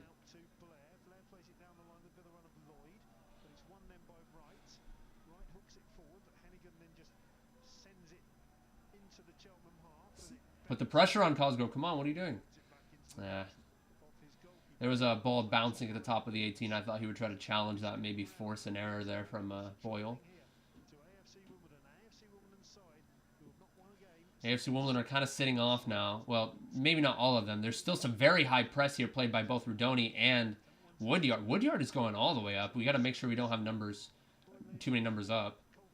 But yeah, the back four and maybe a couple of midfielders are dropping back for AFC Wimbledon, but then a couple of defenders or midfielders and attackers are still pressing. We want to keep that up as much as we can. And another turnover here. Both teams winning. Here we go. Oh my God. I'm sorry, my commentary is all over the place.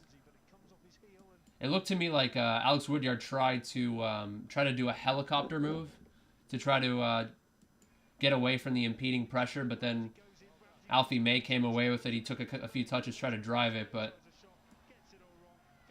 a good 6 yards wide of the post there, as he had someone on that right-hand side that he could have laid it off to. Oh, yeah. He had Matty Blair completely open on that right-hand side, but Alfie May decided to take the shot on. Yes, Wigan! Woo! Let's go! Is it 3-1 now? Let's go. Oh, Ben Hennigan tried to challenge Alfie May, but Alfie May turns ahead of him. Great challenge there by Woodyard. They had numbers up, Cheltenham. Fantastic challenge. From behind, he gets the ball. Oh, good run by Cosgrove. Oh, that was a good ball there. Initially by Rudoni. And Cosgrove was holding his run a little bit and then timing the run to try to win the header, but the center back won it over him.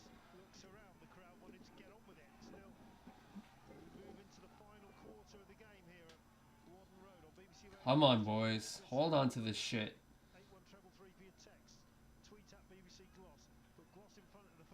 Oh, nice press there by Dapo. Dapo's sprinting his ass off. That's been a constant theme here. Oh. And he almost dispossessed the keeper as he played it over to the left back. Tried to stick a foot out. Barely wasn't able to get there. AFC Wimbledon has been relentless on the press. Usually they slow down a little bit after a while, but they've been constantly pressing nonstop. Just kind of a testament to, I guess, how much they've been working on their cardio. That has to be it. They've been... I would assume, you know, AFC Wimbledon. At this stage of the season, Mark Robinson trying to drill a little bit of fight and grit into this AFC Wimbledon side. You know, that kind of passion, fight, and grit that we haven't really seen too much as of late. I think we've been seeing it in the past few games so far. Starting with that Lincoln game, they showed a lot of determination and heart. 4-1. Let's go. Yeah, Morecambe are shambles, man. Their defense is actually terrible. But yeah, Cheltenham have been knocking around for quite a while here. They've been keeping possession for about 3 minutes, but they have no answer at all to AFC Wimbledon's press. And dare I say it, AFC Wimbledon's defensive shape are actually a lot better now. You know, they've been giving away a lot of through balls over the top in the first half, beginning in the second half, but now it looks like their shape has been more... They've been playing with more, I don't know how to describe it, but Cheltenham are knocking around very slow, taking 3-4 touches on the ball, and yeah. Poor Morecambe, 5-0 now, 4-1.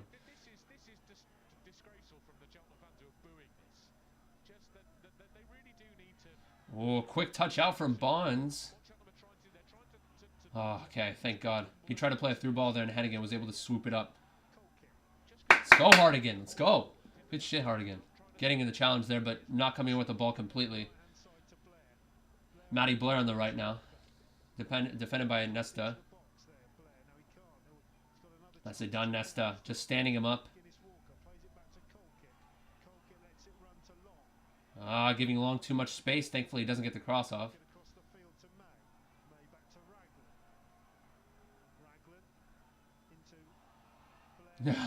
Cheltenham are playing very negative. I mean, anytime they play to the center mid, they play back to the center back. Back to the center back. Oh, through ball. Okay. It looked to me like Cheltenham were making a couple of good runs in that final third. Thankfully, the through ball was blocked there by Ayoub Assal. And now a through ball blocked by Dapo Mabude. Really liking this high press here from AFC Wimbledon. Get that out. Clear your lines, Hennigan. Oh. Okay, to be fair, that's good football there. They knock it around the back a little bit. Nightingale eventually clears it away. That's a poor clearance considering no pressure there was put on Nightingale. Let's go, Hardigan. Or Woodyard, sorry.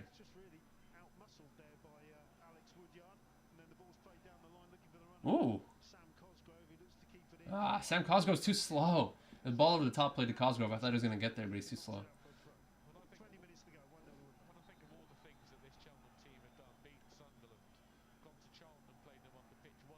Yeah, I mean, I would have to imagine that, you know, as the season has kind of winded down, more tension has been building.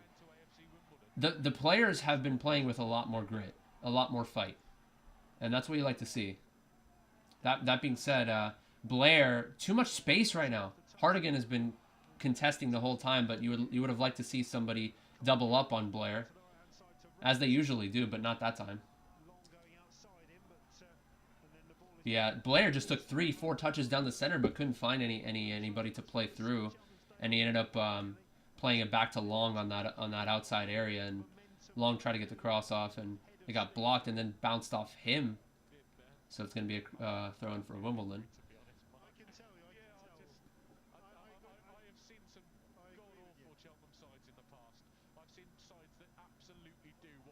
Dude, let's go. Assal holding up Raglan. He has 3 players around him, and he still has the ball. Let's go, Assal. Throw in here for Wimbledon. Dude, I can't say enough about Ayoub Assal. I freaking love this kid. Him and Rodoni are my favorite players. I know it's kind of cheating because they're the 2 most prominent players AFC Wimbledon has, but I just love Ayoub Assal's grit and fight, and I like Jack Rodoni's, you know, overall style of play and kind of calm demeanor, but he's just a really nice guy and just, I don't know, great player to be around and great player on the pitch too. Long throw here, headed away. Flicked back on.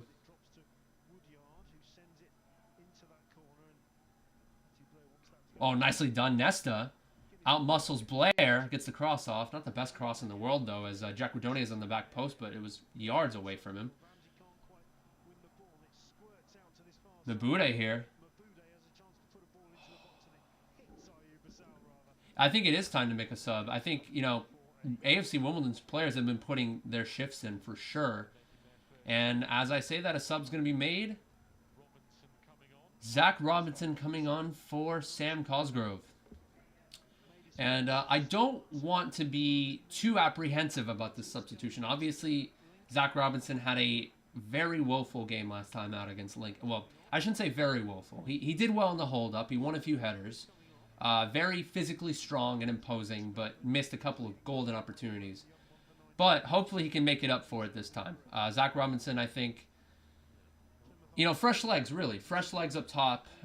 We don't really have too many defensive players that we can have come in, aside from maybe Paul Kalambai or Paul Osu. You don't want to bring Paul Osu on, though, because he also had an extremely woeful game against Lincoln, just giving up several through balls over the top. I don't think Osu is the right man to come on. But, yeah, you would like to see the new signing, Derek Osei, but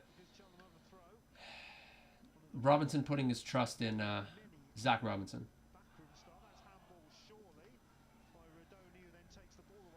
Honestly, I think it's I think the reason why they put on Robinson is, like I said, you know, the Zach, sorry, he's good on the hold up, good good at winning headers in the air, and the back line of Cheltenham have had a very hard time containing Cosgrove. So I think Zach Robinson's just going to be a fresher version of Cosgrove, winning those knockdowns and holding the ball up. So I honestly, I think that's a decent sub to make. I just, you know, some people might have the shit tinted glasses that, oh, his finishing was terrible, why are we bringing him on, right? But I think that's the right sub to make right now. Surely though, surely we got to switch to a back five. Maybe bring on Callum Bailly. It's nepotism, they share a surname. Ooh, back post. Yeah, it looked like a clearance there from Boyle. He tried to head it back, but it ended up going outside the 18-yard box. There, had a boy. Zach Robinson holding it up there, drawing the foul.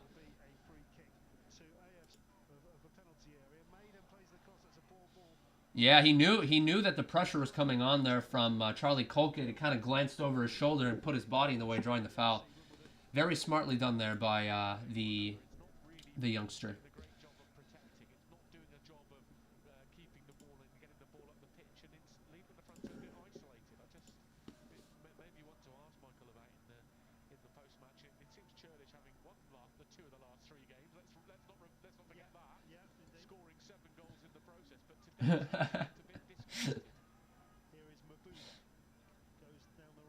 I mean, it wasn't a tear. Okay, well, Cosgrove played well, right? But Cosgrove, his cardio is not nearly as up to par as the likes of a Sal Rodoni, etc. So it's not a terrible sub. I mean, Twitter, you know, people on Twitter, people on Facebook, if they're not watching the game, they might not have a full picture. To be fair, Cosgrove did play well, has been playing well in this game. I'm not a huge opponent of the sub. I think it's just for fresh legs merely. Zach Robinson kind of has a similar style of play to Cosgrove. A little bit more athletic than Cosgrove, maybe not as good of a finisher, but we'll see what happens here. Long throw here from AFC Wimbledon.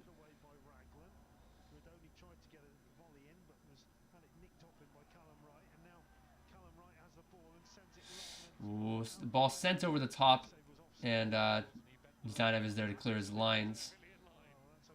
Oof. I want to check the Twitter comments, hold on.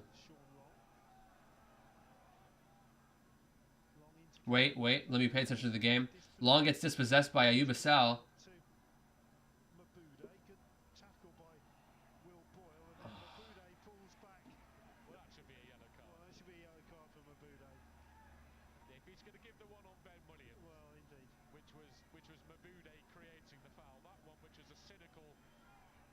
Cosgrove proving once again why he's shit.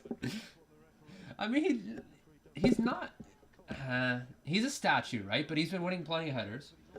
He's doing his job, basically. His role is to be a hold-up man, target man. He's played his role, to be fair. Is it possible not to be as good of a finisher as Cosgrove? Honestly, I think I'm letting my bias kind of sink in a little bit, because it's just one game, right? But, yeah. Ow. The hell? Ow. Just got a broken piece of glass lodged into my fucking... Ow. Ow. That hurt. My screen protector broke a little bit, and I ran my thumb along the side of my phone case, and it just... I felt the sharp pain on my freaking thumb. Anyway, it's not that bad. I just had to take it out, I guess. Now he's going to take as long as he can to take this throw as we go into the 79th minute here at Gordon Road. Cheltenham 0, AFC Wimbledon 1. Come on, AFC Wimbledon. In the first half, still separating the two sides. Callum Wright looks to play it out to Matty Blair, but it's one back. Matty Blair gets dispossessed there by Nesta as his touch was too heavy. Nesta, unfortunately, gets dispossessed eventually by Long. Yes, he's definitely. Ah. Cheltenham 0, AFC Wimbledon 1. Jack Rodoni's goal in the first half, still separating the two sides. Callum Wright looks to play it out to Matt. Had one. Yeah, I'm sorry. It wasn't a heavy touch. It was Callum Wright's square ball across to Matty Blair was just a little bit too far ahead of him, and Nesta Walker took it off of him, and he took a couple of touches. His next touch was a little heavy, got dispossessed, and Shane Long got brought down.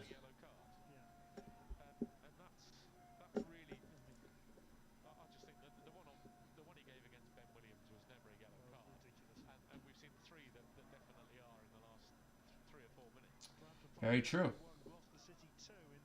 You couldn't have put it any better. Free kick for Cheltenham. Charlie Colkett drives it left-footed across the pitch. Charlie Raglan heads it back in, volleyed away on the edge of the Wimbledon penalty area. Ooh, press putting on by Asal. Retrieve it, goes back to his goalkeeper, out to by Evans to Long. Long into Colkett. Gotta be careful, Hardigan. I'm not sure if it's a good idea for Hardigan to get all the way up there on the press. Now Cheltenham are gonna play long. If they win the knockdown, we might be in trouble here. Oh, Lloyd. Oh, here we go. It's an opportunity for Cheltenham on the left-hand side. It just had to happen, didn't it? It just had to happen. And I was freaking worried about that. Oh my god. I was worried about Hardigan coming all the way up on the press. They play it long.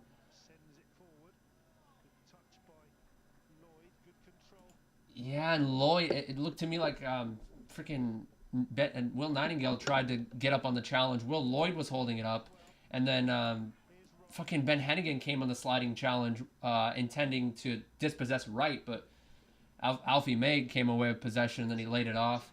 Basically, it was 3 instances where AFC Wimbledon players came forward, couldn't win the challenge, and numbers back were few and far in between. There it is. There it is. It was bound to happen, boys. It really was bound to happen, huh? Yeah. I don't know why AFC Wimbledon are playing... well, I did give them praise for all the high press that they've done. But I'm not a fan of having Hardigan pressing the keeper. Why is Hardigan pressing the keeper? That's already happened on like 2 or 3 occasions. They just, Cheltenham failed to capitalize on their opportunities. But why is Anthony Hardigan pressing the keeper? Come on. Well, if you're going to have Hardigan pressing the keeper, you might as well try to have maybe Asal drop back. But Asal was high. Hardigan was high. Zach Robinson was high. And we just didn't have numbers back. And now Cheltenham are breaking here with Callum Wright. A through ball here by Matty Blair. You've got to be fucking kidding me, dude. Seriously. They just had numbers forward once again. I just can't believe it, dude. Just, Matty Blair just made a run. Nobody picked him up on that right-hand side, and he was able to get past Nesta Walker. Nesta Walker went to ground too easy, and he just put the cross in. Yeah. Cross to the back post, easily just steered home.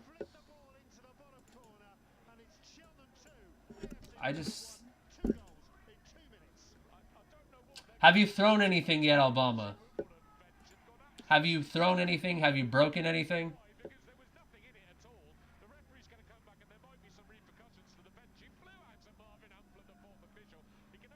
Dude, how?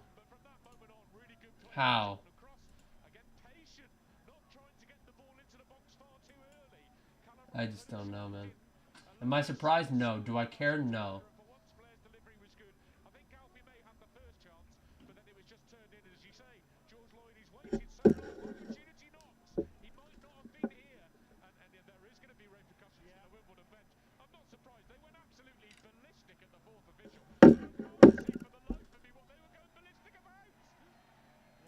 It was over the challenge there on Alex Woodyard.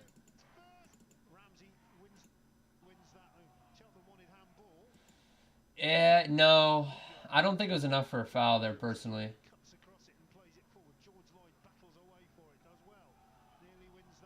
No, there's not much on that. No, AFC Wimbledon bench were pretty upset with the 4th official about the foul there, but it looked to me like Woodyard did go down a little easy there. Through ball there for Dapo Mabude. Come on. Oh, a foul! Fucking hell. Blocked there. Wow, Aaron Ramsey there. Committing the challenge. Yeah, great block there by Shane Long, and then Aaron Ramsey getting the challenge there at the top of the 18. Wow. Shane Long literally threw his body in the way as Ayuba Sal took that shot on from about 11 yards out. It was a cross coming in. You know, it wasn't fully cleared away. It fell perfectly to a Sal. But Sean Long, either or. Long just throwing his body in the way. Sean Long, pardon me. Ramsey got into the box for which Wright finished, and then he was Johnny on the spot for that goal. And in a normal set of circumstances, he wouldn't be here. But that could be the making of the kid, and it could be the making of his Cheltenham career. It's what you want, isn't it? You know, Sliding doors moment. yeah. Supporters love local boys, and Gloucester boy George Lloyd. He's a Churchtown boy. He's not from Churchtown. Yeah, he's from the right side of the school, isn't he? Ball played into the field, into the box, and Zanev comes out and gathers. 4.5 minutes to go. 2. AFC Wimbledon 1. 2 goals in 3 minutes. Callum Wright and George Lloyd have turned this game around for Cheltenham. Ball played forward. Boyle heads it away for Cheltenham. Drops to Lawrence on the halfway line to Woodyard. Woodyard has got Mabude in front of him. That's where it goes. Ben Williams, who's just been voted as the sponsors player of the match, goes in and nicks the ball off him. Ball thrown forward. Won by Fucking hell, dude. Ramsey. Looks for May. Hennigan heads it away. One there by Ramsey again. Little flick on. Finds out We're lucky that Morecambe and Fleetwood are just so goddamn terrible. Callum Wright. Now May's going to make that run down the left. Alfie May making the run here now. It's May. Wimbledon have 2 substitutes ready to come on. May just holds the ball up. Doncaster and Fleetwood still 0-0. That's a decent result considering that Fleetwood should win that game 9 times out of 10. Boudet for company. Wright's going down towards the byline. He's had the ball nicked off him and then Hey. goes in with a challenge to win a throw. Well, we'll still have a game in hand against Morecambe and Fleetwood, and Fleetwood will have only gotten 1 point out of those 2 games. Morecambe 0 points out of those 2 games. So, if we can maybe nick one here, and then maybe nick a point next time out, we'll see what happens.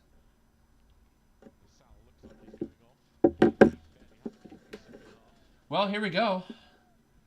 We're going to be seeing Derek Osei coming in, as well as Paul Kalambai. Could have maybe played a 5 in the back earlier, but it is what it is, you know.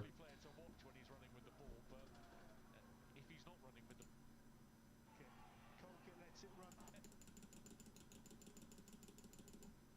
Win the Wimbledon on the far side and too much to go forward. And Colquitt. Forward Aaron Sorry, I'm just looking at something. Lloyd does well. Here's Wright. Quite clip it forward, looking for the run of Ramsey. so Cheltenham have just changed the shape a little. They've gone to this, the 5-4-1. George Lloyd's gone to the left, and Hey. Ramsey's gone to the right. Wrestling match there between Lloyd and Lawrence. But Lloyd has it on this near side. He's pushed. Ball it's ridiculous given the fact that there's 2 goals in the last. That's really. One the pitch forward. Good touch by Kit. Cole. Good block in the box immediately after the equaliser. But after that, Cheltenham have had all the ball in the final third. And it just goes to show that, yes, they weren't playing well for 70 minutes, but they kept going. They kept going, they forced the equaliser, and now they're going to possibly win the game. And that shows the spirit and the determination and everything that Michael Duff says about this team. And that's why they just don't deserve to be booed. I keep going back to it. Yeah, it's ridiculous. It's really Nothing on that. irks me, but that really has irked me. Zach Robinson holding it up here. Nicely done. Plays it back to Woodyard. Coming up the right hand side. He's giving it to Lawrence. He's got plenty of space here, Henry Lawrence. Can he take it? Lawrence to He's going to lay it off here. To Osei, holding it up here. The left of midfield, now back Nah. to position. Back to the center back, I guess. Callum Bailly. Kalambai is on a venture forward. Nice 1-2. 1-2. Callum Gets a cross off, but it was a very weak one. Weak. It was weak and right to the feet of the center back. Talk about St. Peter's score mark. I mean, that would have been perfect. It would have been the 5-metre driving ball. As it was, Sanev got in the way and stopped it and launched it back upfield. A long ball forward, headed on, but hits Robinson. Here's Woodyard. Woodyard has plenty of space. I think Cheltenham are just sitting back, inviting pressure right now. Down, but won that by Callum Wright, who sends We don't have to play direct all the time if they're just sitting back. added time. I'm not sure where that's Just come from. yeah, I don't want to play in that V shape, but if they're sitting back, just try to maybe knock it around a little bit and then find that incisive through ball. Despite being shouted at, whatever, by the Wimbledon bench. Ball up the line. Jack Redoni on the left now. He's kind of hooked out just a little bit. I think Chislett should have come on. I'm surprised why he hasn't come on. But anyway, through ball here for Nesta. Handball? No. Gets his body in the way and it goes out for a throw, which Guinness Walker will take. It's going to be a long throw into the box. As I said earlier, Bradford Park Avenue 1, Gloucester City 2. Matt McClure with the goal for Gloucester. Come on, you Dons. Fuck, dude. Come on. Here we go. Long throw here from Nesta Guinness Walker. The bottom of the table, cleared away, headed away by Charlie Ragland. Back over to Nesta after the headed clearance. On the right hand side, up against Matty Blair. Nah, just not too confident. Gets the ball and it squirts downfield, and Alfie May sort of half chases after it, but Wimbledon have it with goal. Yeah, I got about 5 minutes left of stoppage time. 6 total. 1 minute has already gone down. At the moment now for Cheltenham as the ball comes forward. Good header by George Lloyd. And then Callum Wright's clearance goes up in the air and Michael Duff looks to the heavens. Matty Blair heads it off. Alfie May He's off, surely, isn't he? No, Matty Blair. Oh, fucking Alfie May's in on goal. Michael Duff, As usual. Matty Blair. All it was a simple long ball forward from Wimbledon. Header won by the center back. Ball over the top. AFC Wimbledon's line. Too high. Caught sleeping. Goal. Good game. Easy as you like for Cheltenham. Goes up in the air and Michael Duff looks to the heavens. Matty Blair heads it off. Alfie May is onside. Just, I mean, at this point, when you're down 2-1, the high line isn't as bad. But it was bound to happen, right? I mean, the first half, AFC Wimbledon's line was higher than fucking Snoop Dogg whenever he smoked weed. Fucking whatever. Terrible analogy. But it got to them. It bit them in the ass eventually. Needless to say, it was expected, right? At least one goal would have come from a stupid, cheap ball over the top. And, yeah. It's the writing's on the wall now. Cuts across it and plays it forward. George Lloyd battles away. Sorry, I'm looking at something right now. Nearly wins that. Cheltenham wanted handball. And then Ramsey wins the ball back off Woodyard. Does well, the young man from Villa. Plays it across the field. Callum Wright, can he have another shot? Goes out to Matty Blair. Yeah, so it's 3-1 now. I mean, writing's on the wall. No way back. Get on with it. So Cheltenham 3, AFC Wimbledon 1. Can't really say anything about that. Wow. After 81 minutes, Cheltenham were 1-0 down. So I don't care what point of the season it is Robbo out. I know it's the player's fault, but maybe we need someone new. Yeah, I mean, I'm starting to feel that way too. ragged now themselves. Cheltenham Oh winning boy. in the first half, but now Wimbledon losing their discipline off the field. They've actually gone into the, or they will be going Yeah. into the relegation zone today. Fleetwood drew against Doncaster at least, which is honestly a good result. Fleetwood 1 point in their last 2 games. And Wimbledon will have a game in hand against both Fleetwood and Morecambe. Who are Wimbledon playing against next time? I don't know. Hold on. Cambridge. Okay, Cambridge and then Sheffield Wednesday. Those are going to be 2. Well, Cambridge are very volatile. Sometimes they could play well. Sometimes they can give up 6 goals to Sheffield Wednesday. But 17 points clear. oh boy. That is 6 wins clear. Well, it's not going to happen. We know. We know. Yeah. Callum Bay plays it forward, looking for. It was nice seeing you all. Thank you guys for coming along. I'll be posting a reaction video / analysis, post-match analysis. Since he's come on, Aaron Ramsey. Subs have made a difference, to be fair. Yeah, I think this is. I think it's time for Robbo out now. I like Colquitt. throughout the season, I've been constantly saying Robbo in, Robbo in, Robbo in. Let's just ride it out. But I just, I was praising the high press. But when it got to the point when our defensive mid joins in the press and goes all the way up to the goalkeeper to press, and we don't have numbers back, and we constantly get beat over the top, there's a fucking problem.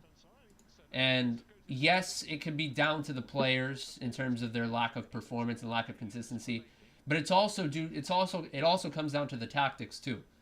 And you know, Mark Robinson really does like his high press, but it gets to a point where that high press becomes too much, especially when you have your freaking defensive mid going all the way up to the goddamn goalkeeper to press and not have numbers back, which is what led to the first goal essentially, as well as a couple of missed challenges from Nightingale and Hennigan, which kind of led to a counterattack and an easy slot really from Callum Wright. But yeah, that pretty much started the changing of momentum really. And then yeah, I don't even want to watch anymore. Like 15 minutes until full-time whistle. Yeah, I'm done. I'm actually done. I just turned it off.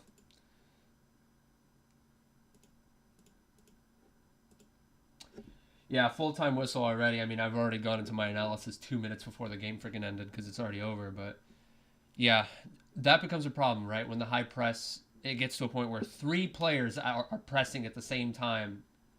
Well, maybe not at the same time, but 2 players are pressing and 1 player is still high. Like Robinson was still high. Asal was still high when Hartigan was sprinting up to the keeper before that first goal. And then the second goal, Woodyard goes down. I still don't think it was enough for a foul looking back at it, but, you know, the AFC Wimbledon bench were incensed and completely berated that wasn't called a foul. But, you know, AFC Wimbledon were just caught sleeping after that. They were complaining about the foul. And then freaking number 17, I forget his name, I'm sorry. Matty Blair just had so much space on that outside. Ayuba Sal very slow to track that run. Like I said, you know, Asal would be high, would be pressing a lot. But, you know, yeah, maybe it's also down to Henry Lawrence to get to that one. Henry Lawrence a little bit central. He tried to recover, and he did a decent job in trying to prevent Blair from getting the cross off. But Blair, very good first touch, heavily down towards the touch line, and gets the cross off back post. AFC Wimbledon's defense scrambling, and then the substitute George Lloyd, I think, born in Cheltenham area. So yeah, one of their own, George Lloyd, does get on the score sheet back post. AFC Wimbledon's defense scrambling in that instance, and I think maybe Ayuba Sal should have been a little bit more aware of the positioning there of Matty Blair. Just, you know, ran up a good 20, 30 yards to receive that pass. Maybe I'm exaggerating a little bit with the 20, 30 yards. I'd say 15 to 20 yards, but yeah, 2 goals in quick succession, really. AFC Wimbledon have a bit of a tendency to drop their heads a little bit after a goal, and they're always susceptible to giving up another one after momentum has shifted.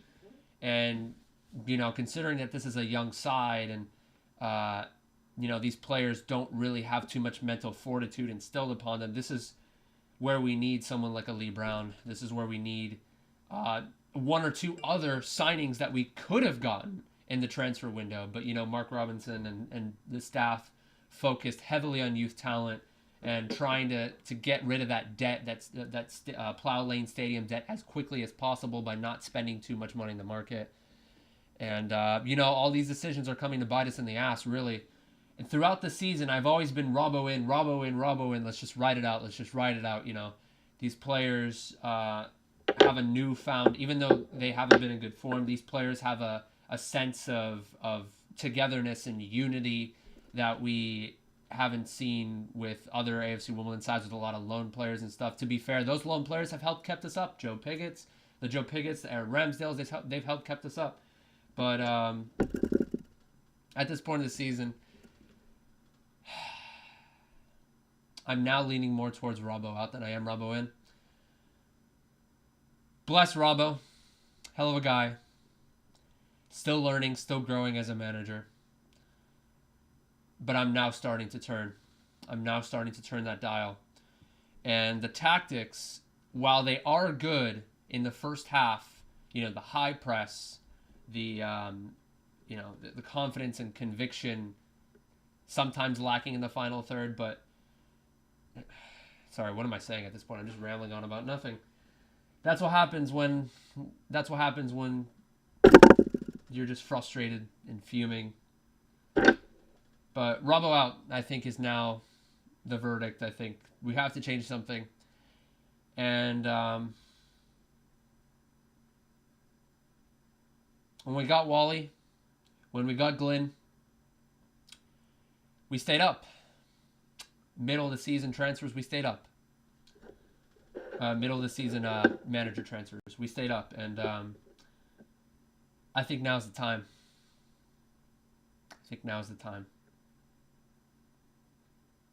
I got nothing else to say. Nightingale and Hennigan, they played well for the first 20 minutes of the game, winning headers. Nightingale getting stuck into challenges. But towards the latter half of the game, they just looked clueless. The back line looked clueless. Constant through balls over the top, constant high line. It seemed to me like they were playing an offside trap throughout the game. Never worked. They never changed it up. Freaking 4 or 5 times throughout the game, you saw through balls over the top to Alfie May, Andy Williams. They didn't change it. They didn't change their offside trap. They kept playing it. Didn't work. Never worked, really. They didn't switch it up to a 5 in the back. I thought maybe they could have brought on Paul Kalambayi, maybe for Depo Mabude. To be fair, Mabude he was spotty, but he played very well when he was on his game. Took a couple of heavy touches to put himself into space on the wide areas. But I think maybe he could have brought on Kalambayi for Mabude and play a 5 in the back. I think the substitution Robinson for Cosgrove wasn't a bad idea. Cosgrove did play well. He won a few headers, but bring on Zach Robinson. He's a little bit more of an athletic version of Sam Cosgrove. Good on the hold up, good headers, headers being won. But I think we just did not prioritize the defending really in terms of the substitutions, and overall the style of play from AFC Wimbledon was very, very attack minded, and we got caught on several occasions. We got lucky that Cheltenham didn't convert their chances. Like Alfie May took a few touches away from goal when he got played over the top on one instance. And then when Williams was played over the top in the first half, he had to check up his run, and then Nightingale recovered and forced a shot from Williams from outside the 18 rather than getting through on goal. But eventually, it bit us in the ass, and 3-1 is the verdict. So that's all I have to say. Man of the match for me for AFC Wimbledon, Ayuba Sal. Nothing else to say. Man of the match in total throughout the game, Callum Wright. Couldn't contain him. Got nothing else to say. Thankfully, we still have a game in hand against Fleetwood and Morecambe. Fleetwood only have 1 point out of the last 2 games. Morecambe have 0. And AFC Wimbledon have 1 game in hand. So if we can get a point against Cambridge, which even that is pushing it, even that is stretching it. I think we got to get a win against Cambridge, actually. Surely we got to get a win against Cambridge, because we're going to be playing against Sheffield Wednesday, Charlton, and Milton Keynes. Those are our next 3 games. Tough ask. That being said, I'm done rambling. Thank you guys. See ya.